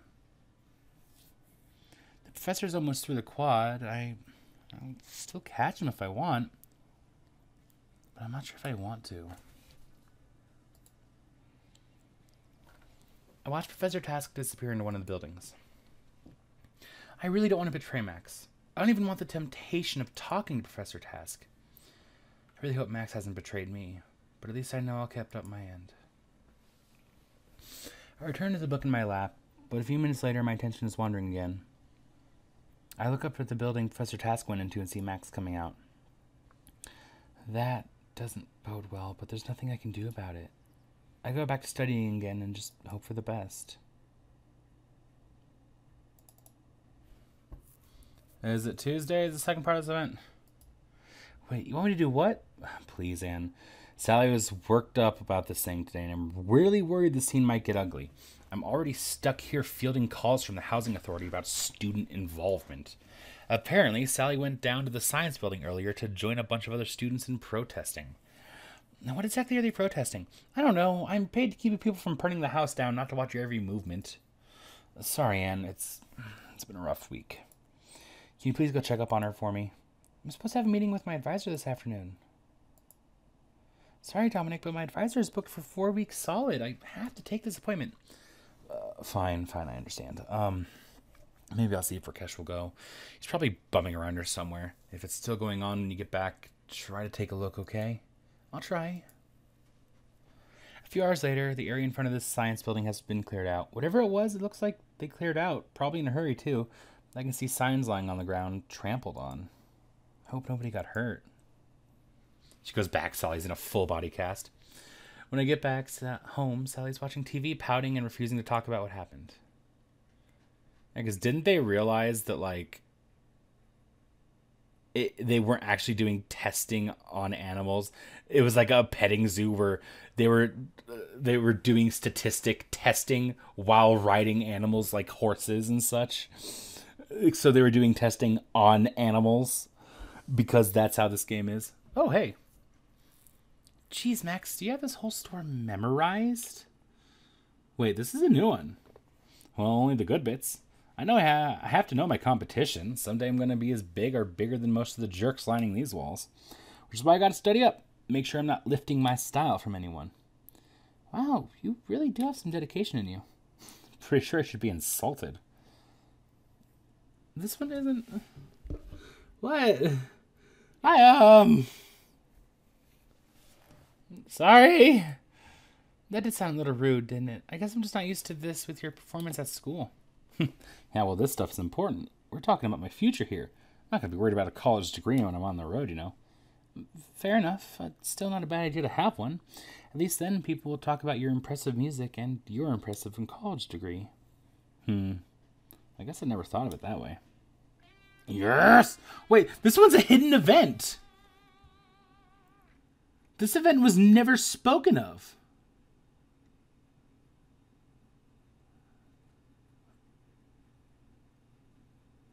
Yeah, this event just doesn't exist on this guide. That's funny. Okay. That's funny. Another day, another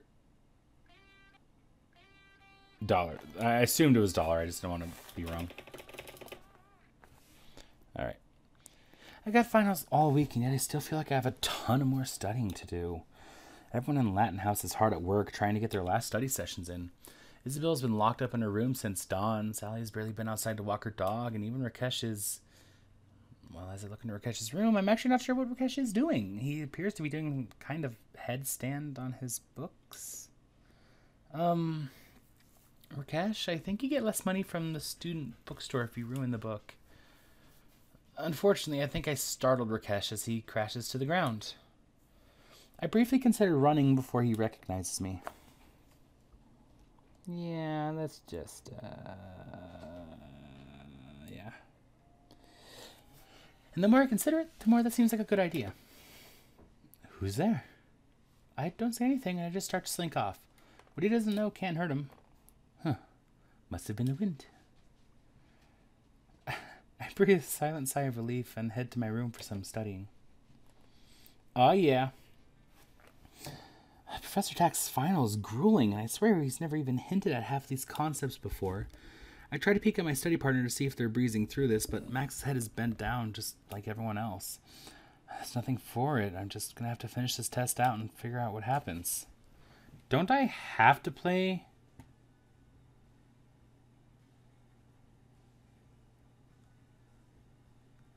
Don't I have to play this event?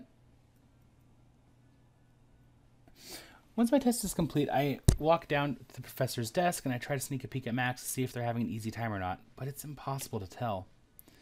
Ah, finished, Anne. Hang around a few moments. We'll discuss the result of our little extra credit experiment. I nod with a bit of apprehension. I'm not really sure I want to know what happened, but I suppose it's all part of the experiment. I return to my desk and busy myself for the remainder of the test time, watching as everyone else slowly hands in their tests. Finally, the only ones left in the room are myself and the others in the extra credit group. Well, ladies and gentlemen, here we are. Time to figure out which of you will be failing, which will be getting C's. Max looks over at me, raising an eyebrow. I shrug and just look back to the professor. Let's start running through the stuff, shall we? Marvin, you failed. Tara came to me pretty quickly. What? This is crap. Shuck it up, Sunshine. You know the rules. I watched Marvin run out of class looking like he spit nails. Okay, what else have we got? All right, Roxanne. Yes, Professor? Congratulations on your B. I'm surprised you managed to convince Jared to study. Roxanne looks fairly pleased with herself. I guess a B is better than failing. Finally, Professor Task looks at me. Looks like you kept faith, Max. Such loyalty brings a tear to my jaded and uncaring heart. Wait, no, that's the heartburn. Anyway, you both took things normally, so I guess that's actually have to grade your tests.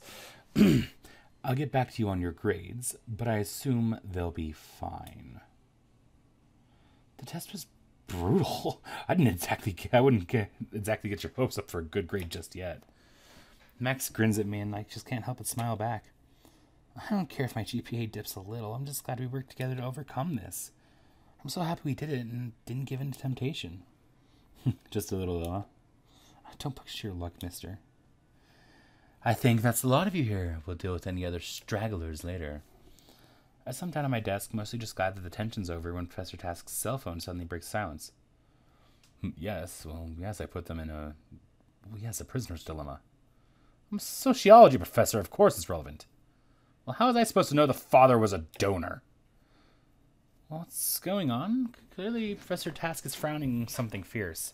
Clearly reading him the riot act. What? Hell no, I've got tenure. He can go to hell. The grades are staying. I didn't get where I am grading papers, and I'm not about to start. Ugh. Fine, yes. I can make it up to the students somehow. How about... But that's what's going on? Fine. Professor Task looks fit to be tied as he puts his cell phone away. So apparently Marvin's a little crybaby and went whining to the dean. 30 minutes later, Max and I are standing in front of the stunned members of Latin House. Seriously? Yeah, apparently the dean tore into him something fierce.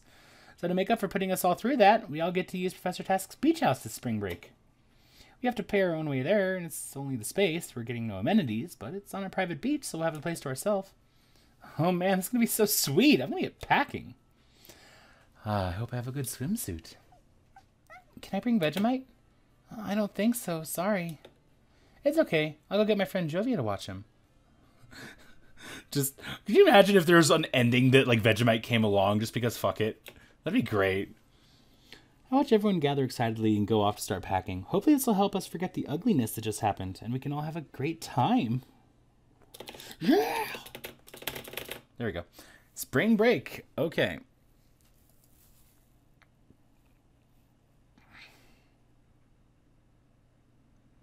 I feel like my creative should be a bit higher.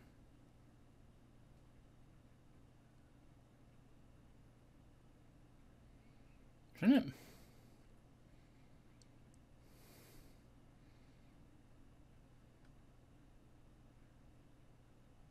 Oh, I never finalized the changes. Oh no. Okay, I'll have to do that next week. Okay, anyways, spring break. So, looking at the list, we actually only have 3 events we have to do. One's this week, one's next week, and then one's in 5 weeks. So it's gonna be pretty easy sailing from here on out. Everyone's packing their stuff. Nobody can stop talking about our trip to the beach house. I'm a little worried that we still have to pay our own way, but I think we've got enough squirreled away. Thankfully, Max's van is big enough to carry all of us down there, so we just all have to chip in for gas. It's cheaper than a taxi. You almost ready? Almost. Just a couple more things. Hey, what do you think of this swimsuit? Isabella holds up a skimpy 2-piece against her shirt. Oh, Isabella, looks really good on you. I bet you turn every head on that beach. You know, girl, if I don't get at least one guy to walk into a pool out there, this thing's a failure. Anyway, hurry up. We're all itching to get going. Ugh, seriously, you ripped that one on purpose. These last 3 miles were hell. Oh, you're full of it. Quit trying to blame it on me. Come on, guys. We're here. It doesn't matter anymore. Our lungs will probably grow back. It's fine. Ha! I just imagine Isabella's entire interaction, like, as she's a background character, is just an occasional, I get it. It was a long 15-hour trip, but we finally made it. The beach house sits before us, and the ocean sits just the other side of it. It's pretty late. What do we want to do? I can already feel my throat getting super tired. It's been an hour and a half. So I'm going to start relaxing down on the voices a bit. Just because it's been so long since I've done voice acting like this. Get some water. Let's get settled into the house first. I want to see what the room situation's like.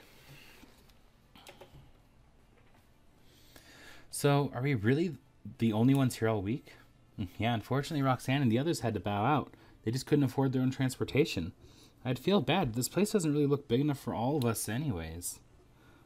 Max is right. The house looks pretty cozy. Once we've got the door open and the place scouted, it looks like there are only 3 bedrooms. Each has a king-size bed in it, but still. Well, I suppose we can split off into pairs. Maybe someone can use the couch out here. Actually, let's use 2 rooms for 3 people. We can go girls and boys. Wait, why wouldn't we use all of the rooms? Max and Isabella share a quick glance, and I'm not sure why she wouldn't want to use all the rooms either, but those 2 seem to have a plan. Because numbnuts, we've already got a perfectly good split here. Why mess up all of the rooms? Because it's ours for the week. I mean, does that mean we have to be rude? No. It's much better if we leave one of the rooms empty where we know that none of the others will be in it. Where everyone knows that we shouldn't go into that room, especially without knocking. Dominic looks between Max and Isabella as some kind of realization dawns on his face. I'm just saying it's a long week, lots of folks about... Come on, douchenick, catch the hint already. Yeah, I get it. You 2 are gross, but whatever, fine. My dog is aggressively kicking at the door. Holy cow, one moment, I thought I put something in the way. So she does this thing where she'll lean up against the door and scratch herself and aggressively kick it. 1 second. There we go. Okay. Yeah, I get it. You 2 are gross, but whatever, fine. Whoop, jeez. There we go. Isabel and Max high-five as everyone else starts putting their stuff into one of the rooms. Everyone splits up across male or female, setting their stuff down and making their sleeping arrangements. Okay, ladies, let's get set up. How are we for the bed situation? What do you gals think? I mean, I'm okay with a little snuggling. What do you say, Anne? I don't know if that's, Well, 3 minutes, and I can't believe Isabella's already making me blush. Yes, you'll hump anything that moves, but if anyone's going to be groping me, I'd like them to have the pecker to back it up, thanks. What? That's incredibly insulting. You think I can't get a strap on short notice? Pfft, don't underestimate me. You're so gross, Isabella, but she's still smiling aggressively. How do you expect me to be when I've got you 2 beautiful specimens rooming with me? Tell me you at least brought some nice revealing swimsuits. Laughing, we take our bathing suits out of our luggage. Isabel inspects them while nodding her approval. Anyways, let's take turns with the bed. I brought a sleeping bag just in case, so I can take the first floor shift. That's awfully generous of you. Yeah, well, I'm told I'm a bed hog, so I guess I was just expecting to get kicked out at some point. And we all have a good laugh over that. All right, let me go get some blankets from the linen closet, and we'll see if we can't set up a third space here. As Sally leaves, Isabella turns towards me with a wicked grin on her face. Well, I'm a free lady now, Anne. If you're going to make your move, now's your chance. Do I have to make a choice here? I do. I mean, you're going to be with two beautiful specimens all week. I was joking and you know it. Don't be downer. What? That wasn't... I forgot. This game is kind of weird with, like, the choices it makes. It's like, oh, I can't believe you took this the entire opposite way it was supposed to. Not that I don't like it. Isabella smiles at me and reaches out a hand to tussle my hair. Don't worry, hon. We'll have a great time this week for sure. I'm looking forward to it. You both grin at each other in the thought of the week to come. Yeah, 5. Okay, this'll do us. Come on, girls. Let's say we turn in. Tomorrow's probably going to be just as long, if for different reasons. Speaking of just as long, Isabella! And it's probably another few hours before we drift off to sleep. Wednesday, is this the event? No, Saturdays. Come on, everyone. That beach isn't going to lie over itself. First one there gets to rub suntan lotion on my back. I can't hear that statement without... I think it's either Game Grumps or Markiplier. I can't remember what. But it's like... It's in reference to this really, really big woman. And the entire statement is, come on, kids, come out here. First one out gets to rub lotion on Grand's back. And it's the funniest thing. It wasn't a part of the game. It was just a comment that was made. I want to believe it was the Game Grumps, but it was so good. Everyone's up and dressed for some fun on the beach. Sally cooked up some great vegan pancakes for breakfast. I have to admit, I'm looking forward to spending the day on the beach. Our first day here just basically went to the nearby town and picked up supplies. We found a nice little outlet mall. Sally and Dominic wanted to look through it a bit. We just ended up spending our day in town just enjoying the local flavor. Promising to be some fun on the beach. The sky is clear. The water's warm. I can't wait. It's really beautiful. Makes the stress of this last quarter just melt away. I mean, we've got the private beach, which just I don't feel nearly as self-conscious about walking around in my swimsuit. Everyone is just as undressed as I am. Sometimes it feels like I'm in a kind of model's dorm, but I don't feel much like an outsider anymore. You know, I always wonder why Rakesh's has like that open back on it. And then I think, is it just because it's a two-piece? But then I realize it's probably just for that dank butt crack. And that's all the outfit's for. Rakesh and Sally are looking out over the water. And it looks like they're thinking about going in first. No, Rakesh, you're not going to be able to snorkel in here. It's just way too shallow. I suppose looking at it, you may be right. Still, I would like to explore and see. Max and Dominic are setting up a net of some kind a little ways off. Meanwhile, I'm putting on some sunscreen under a nice beach umbrella Isabella had. I've got a few good books out here, and I'm looking forward to relaxing and reading for a while. No, it's got to go on the third rung, dumbass. Otherwise, it's going to be too low. It's a net, not a limbo stick. Oh, shut up. If you don't get it straight, won't be doing anything with it. I forgot. Isabella is 24/7 just a horn dog. Ooh, Rakesh, shake that pretty ass, boy. Behave, Isabella. Come on, Rakesh. Let's see how deep it gets out there. Oh, yeah, I forgot. Hers is, like, the only one that's, like, actually legitimately humble and not, like, too over the top. Granted, it's got frills on it. But, I mean, I think that's just because they're playing on her innocence vibe. Watch out for the Undertale, you two. It's nice to have the whole house out here, getting along and enjoying the beach. It almost feels like we've got our own nice little family. A few hours later, everyone's gathered around the deck table with another great lunch properly finished off. Thanks for the meal, Rakesh. That was great. Yeah, man, good job. Don't mind that grill. I think we may have to fire that up tonight. You bought charcoal, right? Yeah, some hamburger and veggie patties. Ooh, that sounds delicious, too. I'm going to end up stuffing myself silly this week. Well, then, we're just going to have to exercise that much harder. True. We should go do something now. Hey, let's put that volleyball net to good use. What do you folks say? I'm game. Let's do it. I'll lead one team. Don't you get enough trying to herd cats being our RA? Pfft, I'm not going to stop until I whip you into shape. The rest of us decide it's not worth it to argue and just let him lead one of the teams. Sally volunteers to lead the other. The two confer for a moment before turning to us with their team selections. Okay, we discussed what seemed fair, and for the teams, it's me, Rakesh, and Anne, and for Team 2, it's Sally, Isabella, and any stray hobos they can pick up. Sally elbows Dominic in the ribs. Come on, Max, Isabella, let's clobber these suckers. I laugh as Isabella and Max make their way to Sally. Meanwhile, Dominic calls Rakesh and I over to our side of the net for a strategy meeting. Okay, Anne, you're the trap card. They're going to think you're our weakest link.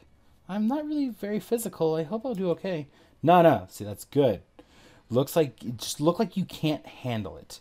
And then that way they'll expect the ball to come at you. Well, they'll keep the ball coming at you. Meanwhile, Rakesh and I will know exactly where the ball's going. And then we can compensate. Brilliant, General. Meanwhile, Anne's in the background just like, bitch. When the ball does come to you, just try to set it. That way we can complete for points. If you think you've got a shot, though, take it. I've got confidence in you. Dominic looks pleased with himself as Rakesh and he clasp hands. Victory is already smoldering in their eyes, and while I can only chuckle and hope I don't drag them down too much. Hey, chumps, ready for the fire? Don't get too cocky, Missy. We've got brawn and brains to spare. Pfft, you mean you've gone spare? We have spare tires in our brains. Everyone looks at Rakesh for that moment, but decides to let it pass. Okay, what say we make this interesting, folks? Oh, what are you thinking? What say winning team gets out of cleaning duties for the rest of the trip? Oh, yes, I'll enjoy all my extra free time. Ha, you wish. Dominic fishes a quarter out of his pocket and flips it. He points to me and says to call it. Luckily, tails doesn't fail, and it's our turn first. Dominic tosses me the ball, and it looks like it's my serve.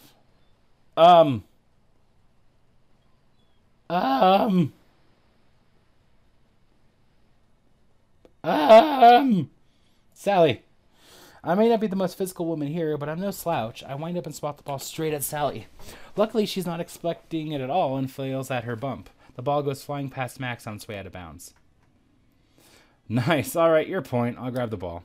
By the way, there is zero knowledge on what I need to do during this section in here, and I don't know if it's critical to the relationship or not. I assume not, but I have no idea. We rotate positions with Dominic serving this time, and he tosses the ball and does a jump serve right to Isabella. Isabella laughs as she easily returns the ball back over the net. We get a couple of good volleys in. Rakesh almost spikes one home, but at the last minute by Sally saves it. Rakesh sends a wide bump over towards Max. He catches it easily, but his teammates are nowhere near, so he just sends it back over the net. Right at me. Maybe I can score.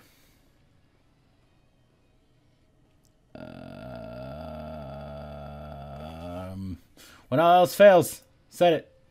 I think about spiking it, but I know one of the boys could do it better. So instead I get under the ball and set it over to Dominic. He takes a high-flying leap at it and sends the ball hurtling past Sally and Isabella. Max tries to dive for it, but he's just too late. Hey, nice work, Anne. We high-five while Sally sticks her tongue out at me. After another half hour, we're all feeling hot and sweaty, but it's been great exercise. Sally's team scored 12 to Dominic's 14. We're getting really close to match point, and it's my serve again. I have a chance to maybe end the game right here since we're only playing to 15. Now, where to serve it? Isabella? I look over to the other team and decide to mark Isabella. I admit I haven't been having a great track record with my serves, but I've been doing all right. This time, I watch the ball sail right into a perfect set. Isabella gets it over to Max, who spikes it home at a last minute, despite a last-minute dive from Dominic. Oop. Sorry. It would have been more dramatic if the last point had been some epic struggle, but it wasn't. The ball was served normally, and we even managed to volley a few times. Then, without warning, Sally went for a set and stumbled in the sand. The ball bounced off her exposed leg and rolled out of bounds, and we'd made the last point. Everyone laughed and cheered as the final point was scored. Rakesh and Dominic rush over to give out high fives. I grab their hands, and we just jump a little for having won our game. Well, looks like I'll be cooking with extra dishes tonight. I'll have much more free time now that you losers are doing the cleaning. Nice work, everyone. It was a good game. The final tally was Dominic's 15 to Sally's 13. I wandered over to the water and took a few moments to stretch. It was a lot of fun. I just really can't wait to see what the rest of the week will hold. Saturday, the important one. The last 2 days have been incredible. I've been hanging out with my friends on and off the beach. This has been the best vacation of my life. Quiet time to read, the gentle lapping waves, laughter of friends. I can just hardly believe it. It's all the more disappointing that tomorrow we have to pack up and head back to the dorm. Still, I've got one more day to spend here, and I'm going to make sure it's the best caper yet. I think everyone's had the same thought, actually. After Dominic made everyone breakfast, we all split up to sort of do our own thing. I've gotten a good breakfast, a good shower in, and now I just need to figure out what to do with my day. Fuck it. I walk out onto the deck and take a brief moment to watch over the waves. It's just truly beautiful here. I can see why Professor Task bought it and why he wanted to keep it to himself. So, where did everyone go today? Rakesh went to the garage. He's probably painting something he shouldn't be. Isabella went to go fall asleep on the beach. Dominic went for a jog along the beach. And I'm pretty sure Max took the van into town to get it gassed up for the return trip. I know with that last quarter of the year coming up, I probably won't have another chance to get some good alone time with someone. If I don't make something happen now, nobody's ever going to have time to try and make it happen later. Is it wait for Max to...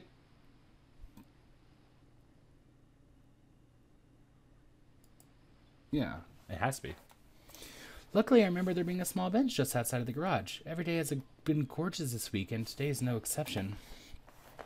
I grab a book and sit on the bench, reading in the warm afternoon sun. Only a few chapters later, I hear Max's van pull into our cul-de-sac. Max catches sight of me as I wave hello to him, and he grins for a moment as he stops the car, and before getting out, coming to just sit next to me on the bench. Just couldn't wait to see me again, huh? I chuckle as I playfully push at his shoulder. Don't flatter yourself, Buster. This week's been pretty incredible. It was almost worth being screwed with by that crazy professor. I still can't believe I didn't take the professor up on his offer. I really appreciate it. I mean, you got a B. That's pretty good. You carried me pretty hard. I appreciate the effort. I guess I just didn't want to betray that trust. Thanks, Max. You can really be sweet. Max grins at me and just shrugs his shoulders. Hey, don't let it get around. Oh, no more shy girl. Aw, man. Gonna get demonetized here. Max reaches out an arm on the bench and puts it across my shoulder. I sigh happily and lean into him. I definitely think it was worth it just for this. You'll get no argument from me. Seeing you running around in your swimsuit all week's been almost more than I can take. And I just giggle a little at his reaction. It took most of my courage just to wear this thing around you guys, but I was hoping you'd like it. Hope no more, gorgeous. You've definitely achieved your goal. Max makes a point of showily ogling my swimsuit-covered body. I just laugh and push his face away. It's just one of the things I admire about you. Not your swimsuit. It's just... that you're striking out. You're trying to break out of your comfort zone and just really discover yourself. Not everyone has that courage. A lot of people are content to just live inside their own heads and never figure out what life has. You're taking those first steps forward. I know a lot of you guys would have tried to just take advantage of a girl. Well, I know a lot of guys would have just tried to take advantage of a girl in your position. You're just lucky I'm a gentleman. And unfortunately for Max, I laugh even harder at that. Hey, I think if you manage to stay just above ravening beast, you should take it as a compliment. How dare you? I can raven with the best of them. Take this. Max begins to playfully bite at my head and neck while I shriek with delight. Stop it! Ah. And of course, he doesn't stop. He keeps biting on my shoulder, holding out my arms, biting on them with little nips. And I hate to admit it, but it actually feels good. His hot breath traveling up my arm, his gentle nibbling on my soft skin. He works his way back up my arm, nibbling on my elbows for a moment before he makes his way up to my neck. And when he gets there, I just head him off. Turning towards him, I push him back down onto the bench and lie on top of him. It looks like I've got the upper hand now. And without further ado, I plant my lips firmly on his. I delight at the slightly surprised gasp that escapes his mouth. Max wraps his arms around me, pulling me firmly down on top of him. My tongue snakes out, licking his lips gently and slowly, meeting with his tongue. Our mouths seek each other out, each of us pushing against each other with a hungry need. I begin to rock back and forth, rubbing my body against Max's. I just delight in the feel of his toned chest rubbing firmly under my breasts. Finally, our lips part, and we both catch our breath. I run a hand through Max's spiked hair, smiling down at him. Isn't there a free room? I do believe there is. He pulls my head back down to his for a moment, kissing me hard on the lips. Shall we adjourn to the boudoir, my paramour? How about I just follow you? I chuckle and slowly get off Max, taking my time to feel the friction between us. I take Max by the hand, looking quickly inside to make sure nobody's in the living room. It's hard enough just being this bold for Max. I just don't want to think about one of the others seeing us. Oh, yes. Behind you is definitely the right choice. I blush as we make our way to the unoccupied room, quickly closing the door behind us. Max turns me around, pulling me close for another kiss. My hands roam all over his back, even stooping down to his well-toned ass for a lingering grab. That looks so different than her. I wonder if it's actual different artists for each of these images sometimes. Because that looks so different. It could just be the slightly different art style going from the quote-unquote like profile image to like an actual art like background picture. But I don't know. It's interesting.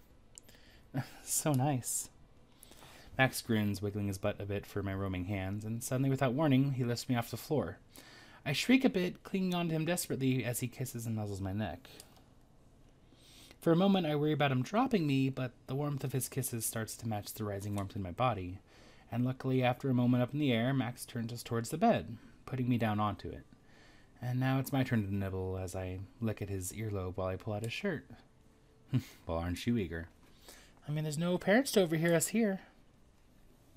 I finally get the shirt over his head and pull him back down to me, even wrapping my legs around his hips.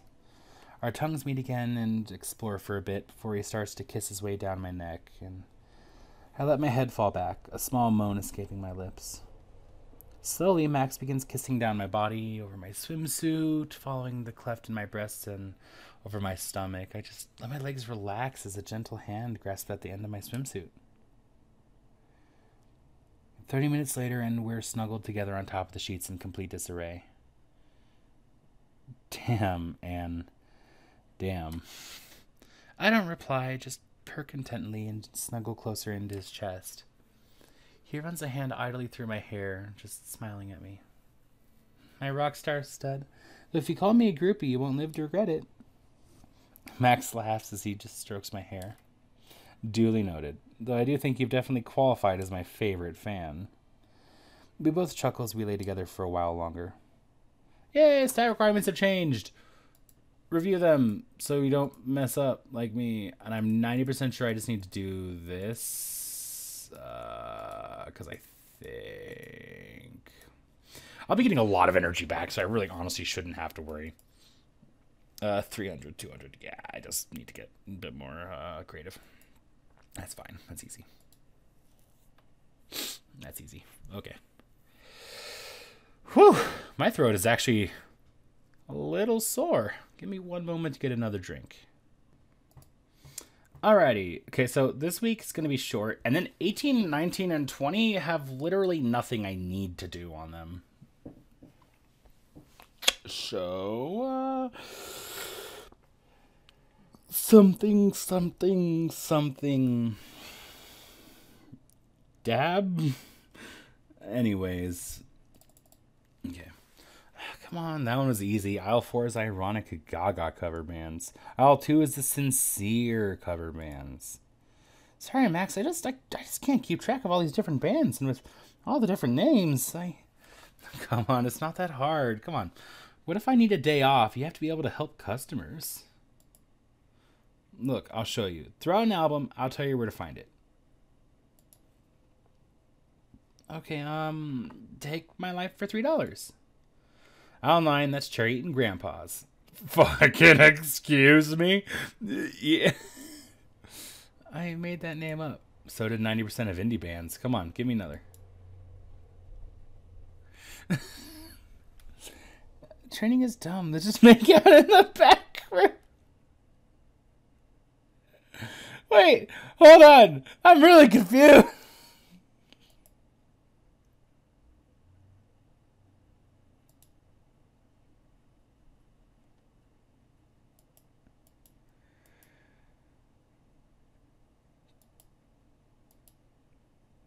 I'm so confused. I've never seen this interaction before. I know that one was the wrong choice, but this one doesn't seem like it's any better. This seems like a pretty, fuck it, I'm lazy. I don't want to do this kind of solution.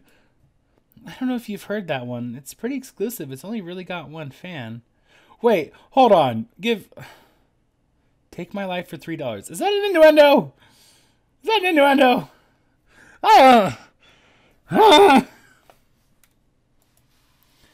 Well, what kind of indie fan would I be to pass up a tiny, intimate show with a little unknown band?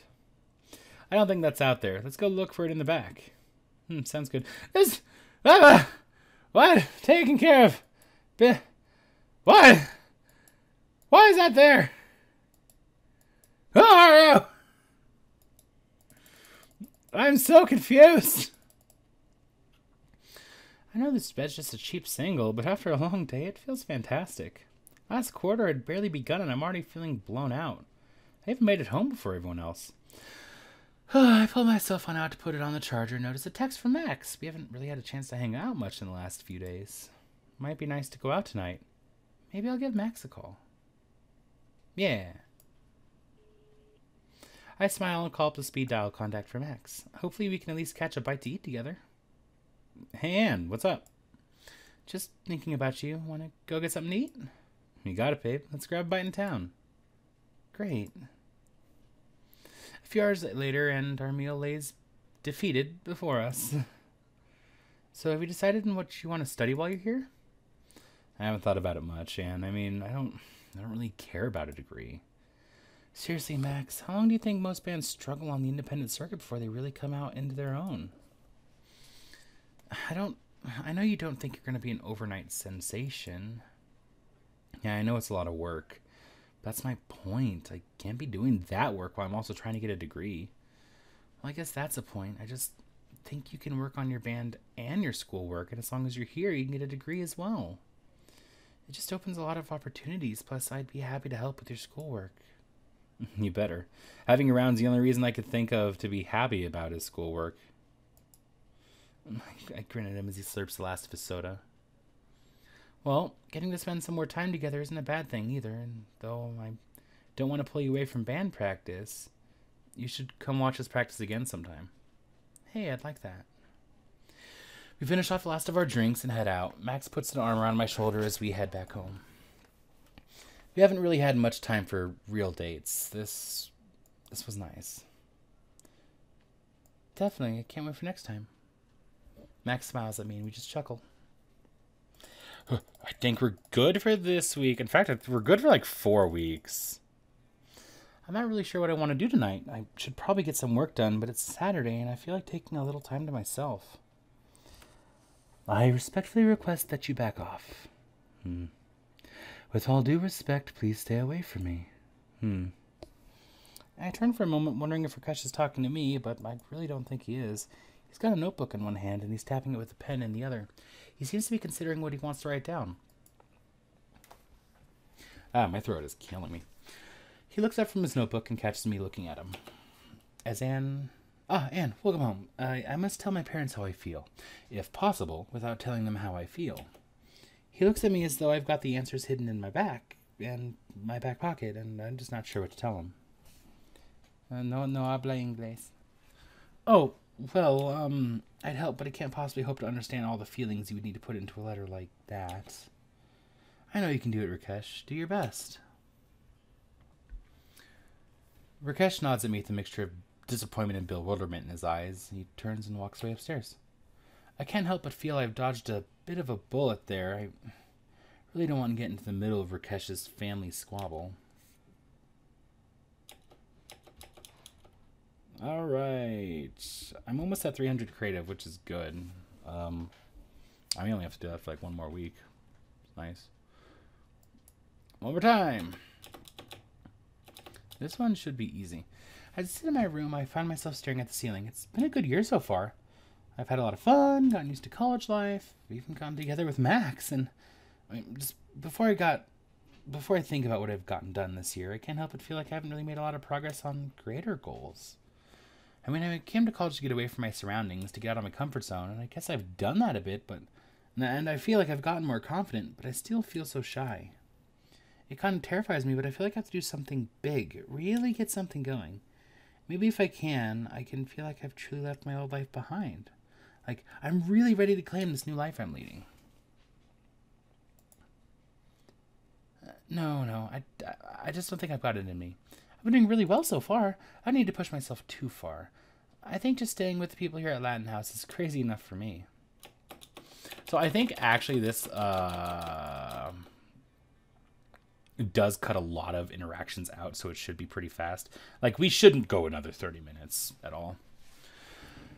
I give a stretch after a long day of classes, and I'm looking at the stairs thinking how it's nice to be back in my room. As I head up, I think about paying a visit to Max's room. It would certainly be a good way to relax for the evening. I head upstairs and drop all but a few of my books off, smiling to myself as I head back out into the hall. I knock on Max's door, and as I go over what I'll look into tonight. A moment later, he opens the door and smiles at me. Hey, come on in, Nan. Wait, are you trying to get studying done in here? That's a clear tactical error, ma'am. I laugh as I playfully push at his shoulder. Seriously, there's very little chance of any of that studying happening. I laughingly shake my head as we go into his room, and luckily we do manage to get some studying done. Time to press enter! It's still early in the quarter, and I'm not sure what to expect from Professor Merriweather. Still, it should at least be entertaining. Alright, if you're in this class, you've probably got the basics down, which means it's time to start getting serious. Now, normally we do this sort of thing in a lab, but today is special for two reasons. Number one, some brain-dead genius decided to mix glycerin with KMNO4 in our labs, meaning there is now an opportunity for alternate environment learning. Secondly, the morgue's full and my contact is on the cheap. And as soon as she says that, one of the professor's TAs walks into the room, pushing a cart with a blanket over it, and a suspiciously body-shaped lump under the blanket. This is a 103 class. I am pretty sure we're not up to this stuff yet. And as soon as I see the look of glee on the professor's face, though, I know we're going to do this. Alright, better question. Who wants to make the first incision? Don't worry, he's dead. He complains very little. Around the room, everyone seems unsure what to do with this. A few hands tentatively go up. Come on, you won't get a chance like this for another 2 or 3 years. Professor Merriweather, are you sure this conforms to regulations? I'm sorry, I thought this was biology, but apparently it's intro to law. Well, as it turns out, I've probably got a degree in that, too, so how about you shut up? Jesus. I didn't even realize that face. As a matter of fact, it looks like someone just volunteered to take the first cut. And the professor stares at me as the entire rest of the class turns to look at me with a mixture of amusement and horror. A few moments to see if the professor is going to change their mind, but finally I stand up and walk down to the front of the class. Here you go, Captain's rules. Okay, how about you choose our lesson plan for today? Pick a spot, we'll examine whatever you cut up. The professor hands me some plastic gloves, which I put on as she stands there staring at me. Then she hands me a scalpel, and I look over the body. Luckily, the TA left his face and lower half covered. I walk over to the corpse and try to figure out what I'm going to do. Cut into the chest.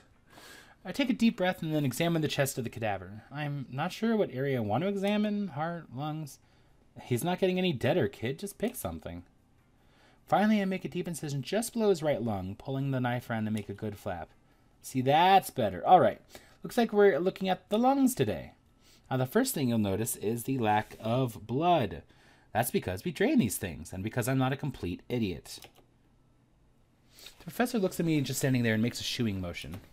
I slowly return to my seat as Professor Merriweather begins her lecture properly. I just can't believe she had me do that. It wasn't my favorite, but was still a fascinating learning opportunity. All right. Dude, I don't know if I could do that. I'm going to be pretty blunt with you.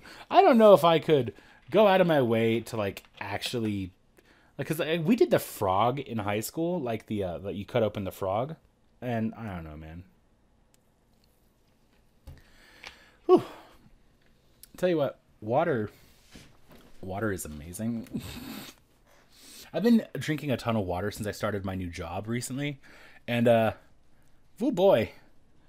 Can I tell you, why does water taste like whatever temperature it's at? And why is the crispest, like, most ice cold water the most tasty water? I don't understand, but logic. Okay, there shouldn't be a lot of events actually this week. I believe there's one without the I believe there's one if we don't do the other event. Oh, do I have to actually click? I can't just press space. That sucks. I'm starving. Luckily the cafe's on the way home. A nice sandwich sounds perfect right about now. And as I open the door, I see Isabella and wave hello.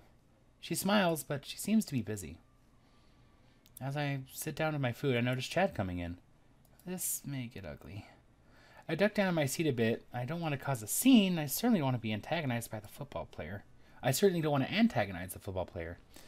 I'm sure we wouldn't do anything violent, but still, there's no need to cause a ruckus. Besides, if Isabella needs me, I want to be here. Luckily, Isabella doesn't notice him at first and keeps serving other customers.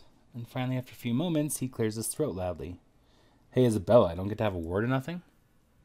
I don't see why you should get a word in. Do you honestly feel like there's something to say? Because I don't particularly. Come on, don't be like that, baby. Look, I'm sorry I screwed up. Doesn't mean we can't have some good times, right? Do you really think that's all it's going to take? Isabella set down the tray she was carrying with enough force that the sound echoes through the whole cafe. We're over, you bastard. You had your chance at greatness and you frickin' blew it. Now scuttle off and leave me be. Come on, baby. I'm not the only one missing out. We had some good times, right? I made some mistakes, sure, but I'm coming to you on my hands and knees here. Oh, are you? Really? Because it looks like you're standing perfectly well to me. You don't even have flowers, chocolates, or anything. You're not even trying. Don't get me wrong, I'm glad you didn't bring me flowers. I'd hate to think you wasted your money. We're done here. Come on. You think you could do better than me? Just forgive me already. Are you kidding? I could find a better man than you out behind the dumpsters. And then Chad turns red in anger for a moment. Are you kidding me? I'm the best thing that's ever happened to you. I think for a moment about jumping in and sticking up for Isabella, but then I realized I'd just be butting in. This is between Isabella and Chad. She doesn't need me sticking my nose in. No, Chad. The best thing that ever happened to me was finding out early that you were a boneheaded, selfish asshole without a lick of sense to you. If you had any of those, you wouldn't have treated me the way you did. So why do you think I want to have anything to do with your ridiculous ass? Hey, look, I'm just saying, you're just saying, hey, sucker, I want to treat you like a possession and sex toy. Why won't you come back to my pocket where you belong? Here's a hint. Because I'm none of those things. And the fact that you probably even now don't understand that is why we will never, ever be together again. Chad just looks completely stunned by Isabella's charade. I mean, he's just standing there slack-jawed. I'm sick of you taking up my air. Jack off. I'm going to the back, and if you're still here when I get back, you're going to be the sorriest sack of crap in this whole school. Isabella stalks off to the back, completely ignoring Chad. And for his part, Chad just shakes his head and turns to leave. He can't muster a quip or a line. He's just been completely defeated. A few minutes later, Isabella comes out of the back and spots me still sitting there. Oh man, you saw all that, huh? What an asshole, am I right? I just smile and nod. Hey, thanks for not butting in. I hate it when people try to fight my fights for me. Well, you're a very strong woman, Isabella. I knew you'd be fine. Well, thanks anyway. You full? If not, I'll grab you something good. Hey, that sounds great. Can't believe I'm getting the Isabella ending in 2 weeks. That'd be impossible. Because you actually... I think there's like 7 events that actually determine whether you can or cannot get an ending. And I think we only have 1 more of those left.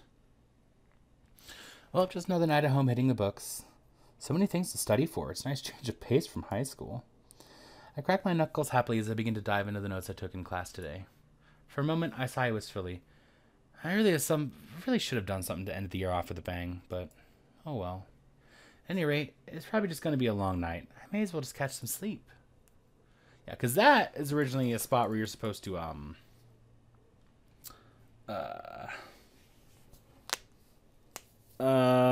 brain. That's one for Anne's special ending. I think we've done Max's special ending. Let me take a quick double check.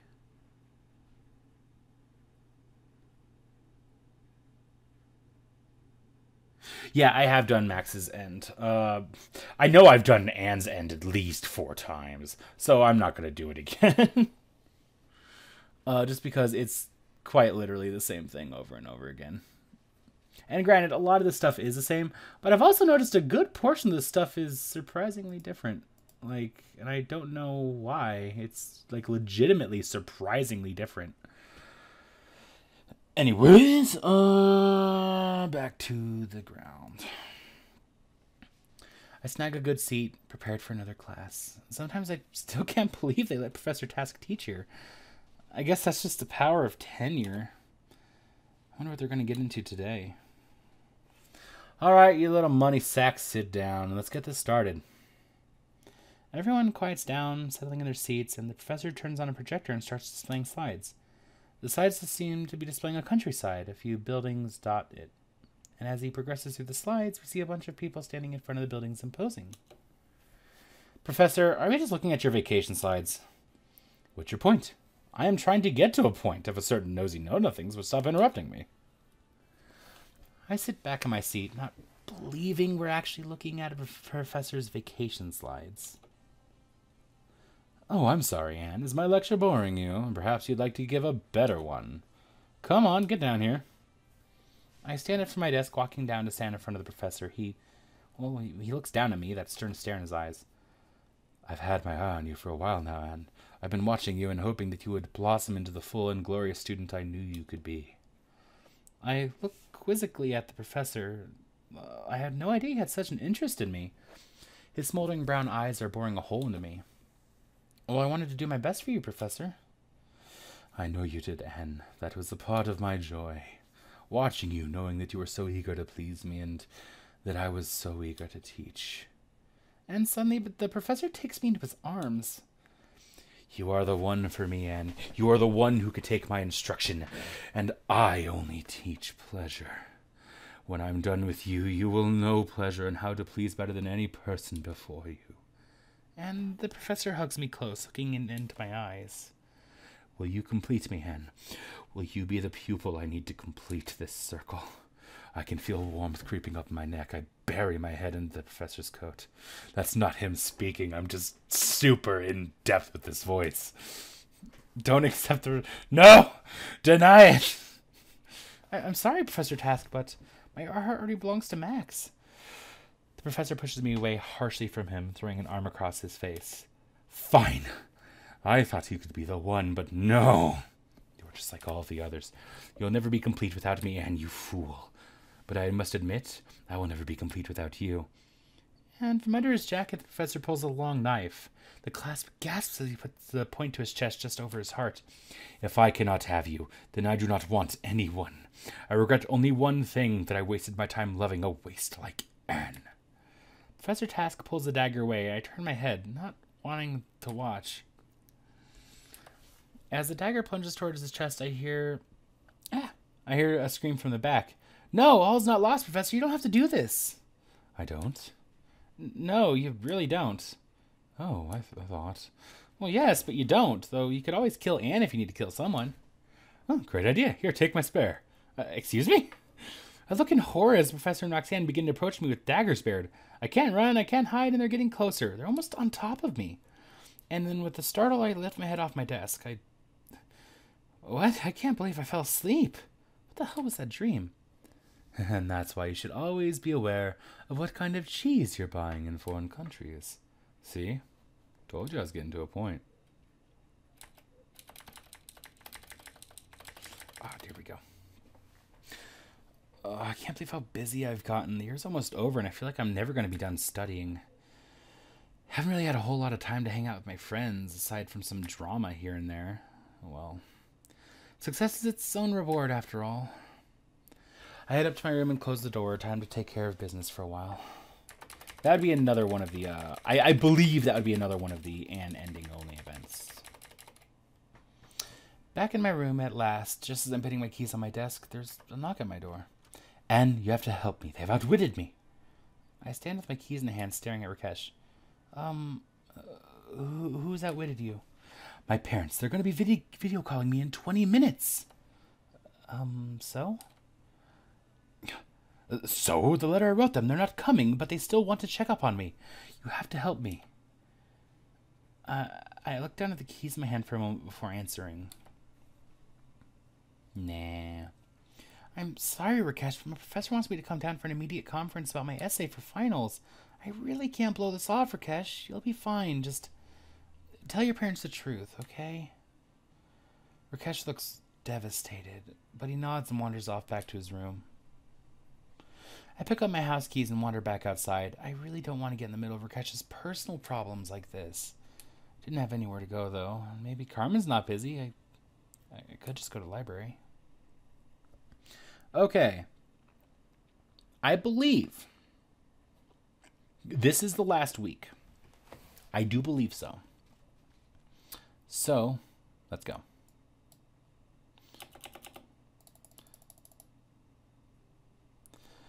Okay, give me a call tomorrow and we can talk a bit more, okay? Sounds great. I think I'm going to see if Max wants to go out tonight. Oh, yeah. I'm so glad you two got together. You're so cute with each other. I blush as I wave goodbye to Carmen. I hope with finals so close we can have a bit of fun tonight. Though I might just try to take some time to make sure my homework is finished. I believe, yes. I drop my things off in my room and go knock on Max's door. Hey, cutie, come on in. How are classes going? Oh, about how you'd expect, honestly. Max grins sheepishly as I go and flop down on his bed. I do wish he'd clean up in here sometimes, but then I wonder if I'd miss the mess. It seems like such a part of him. I actually figured I'd give studying a shot tonight. Oh, sorry, am I interrupting? I start propping myself up to go. No, you're fine. I'm about ready for a break. Have you even started yet?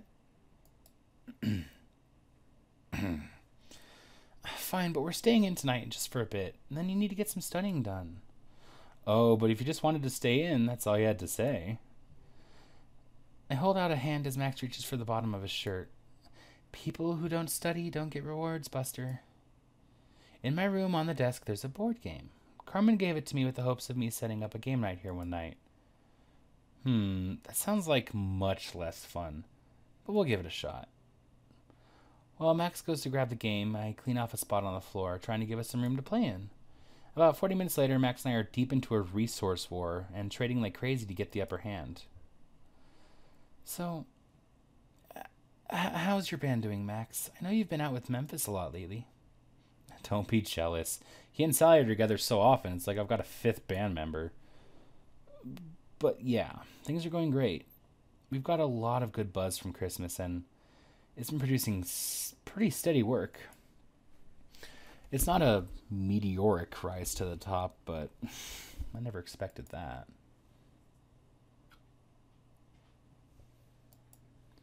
I hope you can pass your school classes while you work on it. And I mean, if you flunk and get kicked out of school, you'd have to pay for an apartment and all of that. Don't remind me. But, yeah, that's why I'm glad you're with me, and you keep me on the straight and narrow and, well, housed. We both chuckle, and though Max is looking at me quite fondly, I'm glad I could encourage him to keep up with his studies while he chases his real dreams. At any rate, it's probably about time you go back to your studies. What? But I'm about to win. You wish. Wait, are you trying to get me to stop so you can switch our cards? I have to go now. I have my own paper to write. Max laughs. I give him a big hug and a slightly lingering kiss. Then I really do go to work on my own paperwork. I believe there's like one more on Friday. Or I lied. I can't believe the year's almost over. Sometimes I regret not throwing something together. Still, no sense in worrying about it now. At least, instead of worrying about it, I can catch a nap. Nothing beats a nap before a big test. I head back home and decide to lay down. Alright, kids, you've got finals next week, so I'm sure you've all got plenty of studying to do. I could try teaching you something that's going to be on the finals, but really, why should I start teaching now? And the professor throws a slide on the projector that just says study before walking out of the room. Half the class opens up their books and starts studying, and the other half starts to pick up their things. Not sure what I should do. I mean, I suppose I really should get some... Do I need this one? No. I suppose I really should get some studying done. I don't want to blow my finals after all. And it seems like a perfectly quiet place to do it. I break open my book and start writing some notes to take a closer look at it later tonight. It's been a long year, but I'm almost to summer and I could take a nice long break. And really recharge my batteries to hit the books even harder next year. The next 2 weeks fairly flew by, and between my finals and everyone else's, I barely got any time to spend with my friends. You know what? Hold on. No. Well, if I'm going to study, I'm going to do it at my own place. I have ended every single one like this. I'm going to end this one like this too. I picked up my things and head out the door with a bunch of the other students with the same idea. I make my way over to the cafe, and I think I'll get a bite while I study. Wow, Anne, I guess the gang's all here.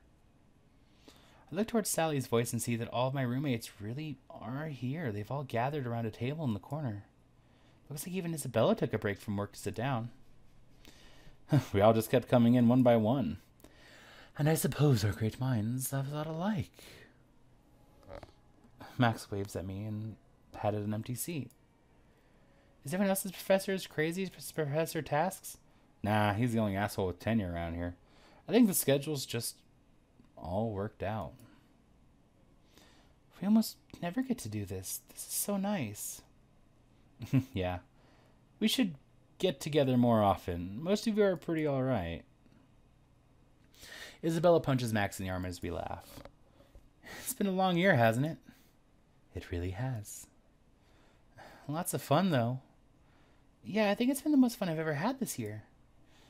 And you managed to learn a lot, too. I've been quite impressed with your results. Aw, thanks.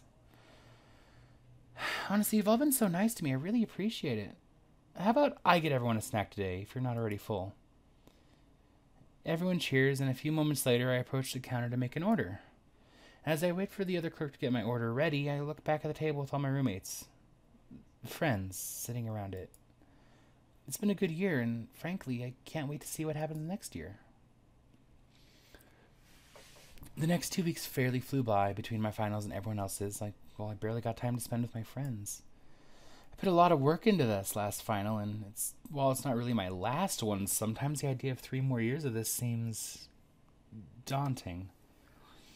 But I know I need my education, so even though there are a lot of hard times ahead, I know the payoff will be worth it in the end.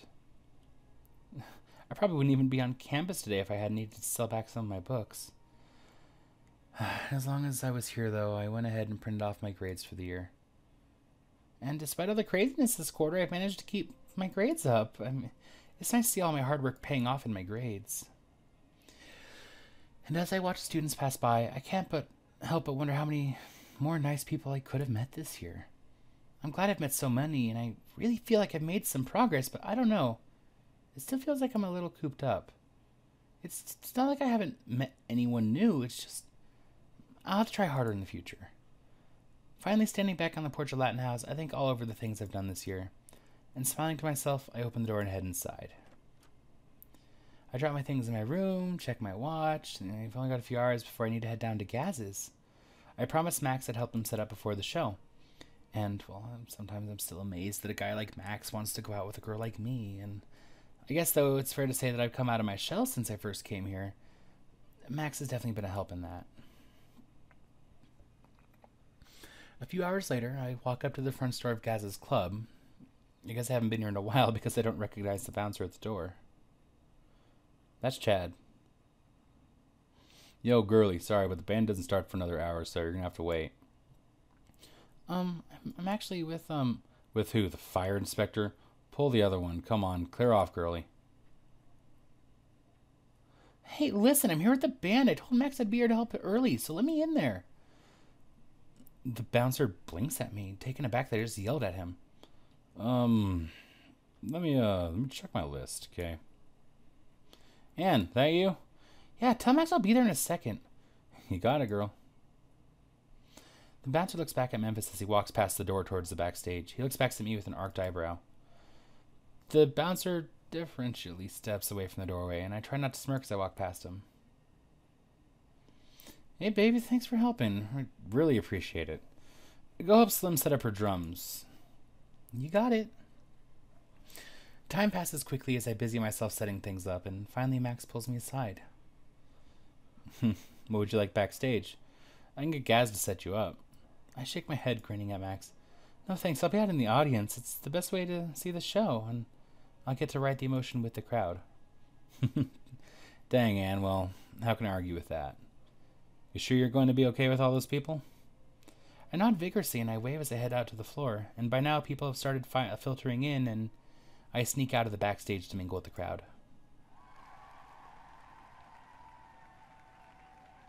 I'm immediately confused as to why this chick's like, the fuck? And this chick's like, this bitch. Wait. Neither of the... Wait. Why do you have two bass players? Why are neither of them Memphis? Where are the drums? Fuck it. Oh, crap. When the show starts, the crowd is immediately into it. The first several songs have the crowd jumping and dancing.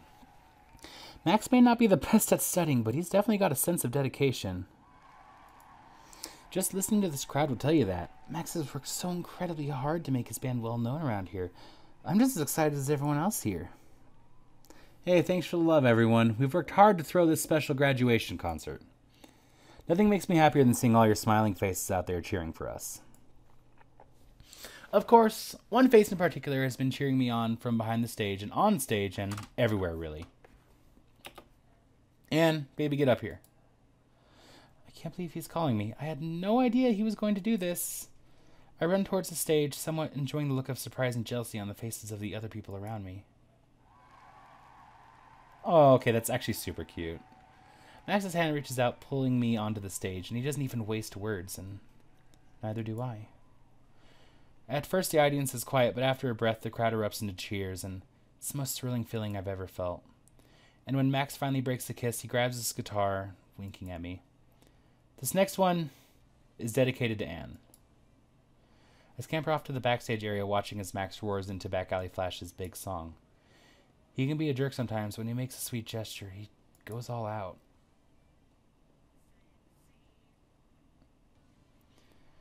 So yeah, that's the last thing I remember doing my first year of college.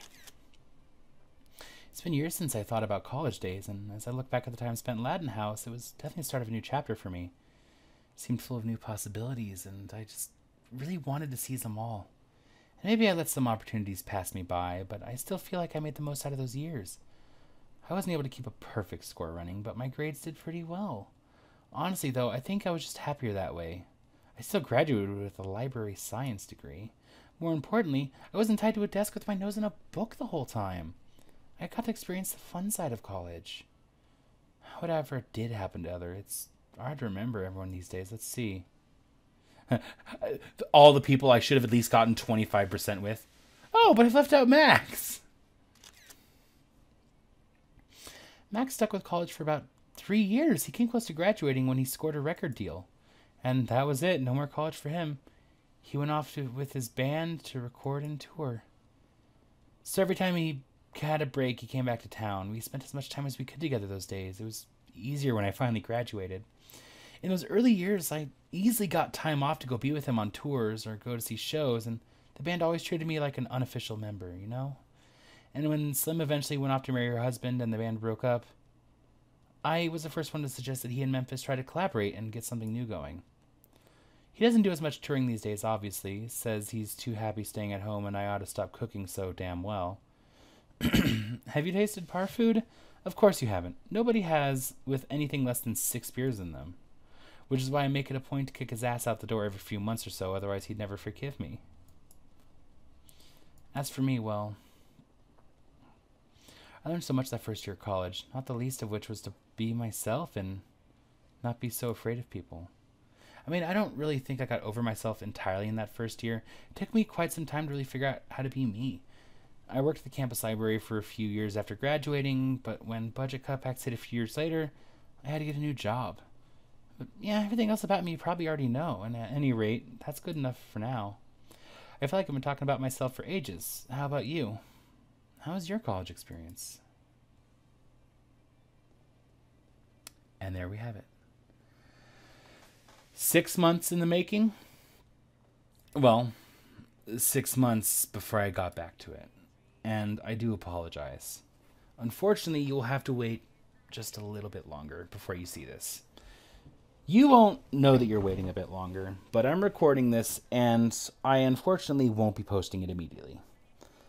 I'm going to wait, and I'm going to do exactly what I've always done. I'm going to wait, and I'm going to post them both at the same time. Now, it's been 2.5 hours. My throat is sore. I'm going to relax. What I will do is I'm going to actually stream a little bit. I'm going to stream a little bit on YouTube if it lets me. If not, I'm just going to stream on Twitch and then I'll copy it over later. It won't be that big of a deal, to be honest. But I'm going to play some modded Minecraft. Regardless of that, I'll talk about this ending. And this is the first ending I've finished, so the other one's going to have a bit more on it because I can actually see the endings and like compare them. For now, however, here's my opinion. This ending was actually really nice. It had a lot of interesting side actions to it. Like, there were a lot of scenes that never mentioned they would be there, and I assume that's because it was one of the official stories, quote unquote. There was a few parts of it where it's weird, and that's just part of the game itself. One moment, let me get a drink. There were a few parts where answers didn't seem like they should have done what they did. But again, that's just... That could just be me assuming that something should go one way when I answer something when it really should go a different way. And I'm willing to admit, that's probably mostly my fault. But to this day, I will never not recommend this game. Like, this game is a legitimately good game, especially if, like, you enjoy this sort of idea of this, like, fun sort of visual novel. It's not incredibly perverse. It's not incredibly, like, in-depth with crazy backstory. It's just a fun little story, and that's all it is. And I like it. I like it for that. I think it does a really good job with what it is. And with that being said, I want to thank you guys so much for watching. Leave a like, comment, or subscribe if you want to see more of this kind of stuff. And hey, you know what? I'll see you on the next one. Bye-bye.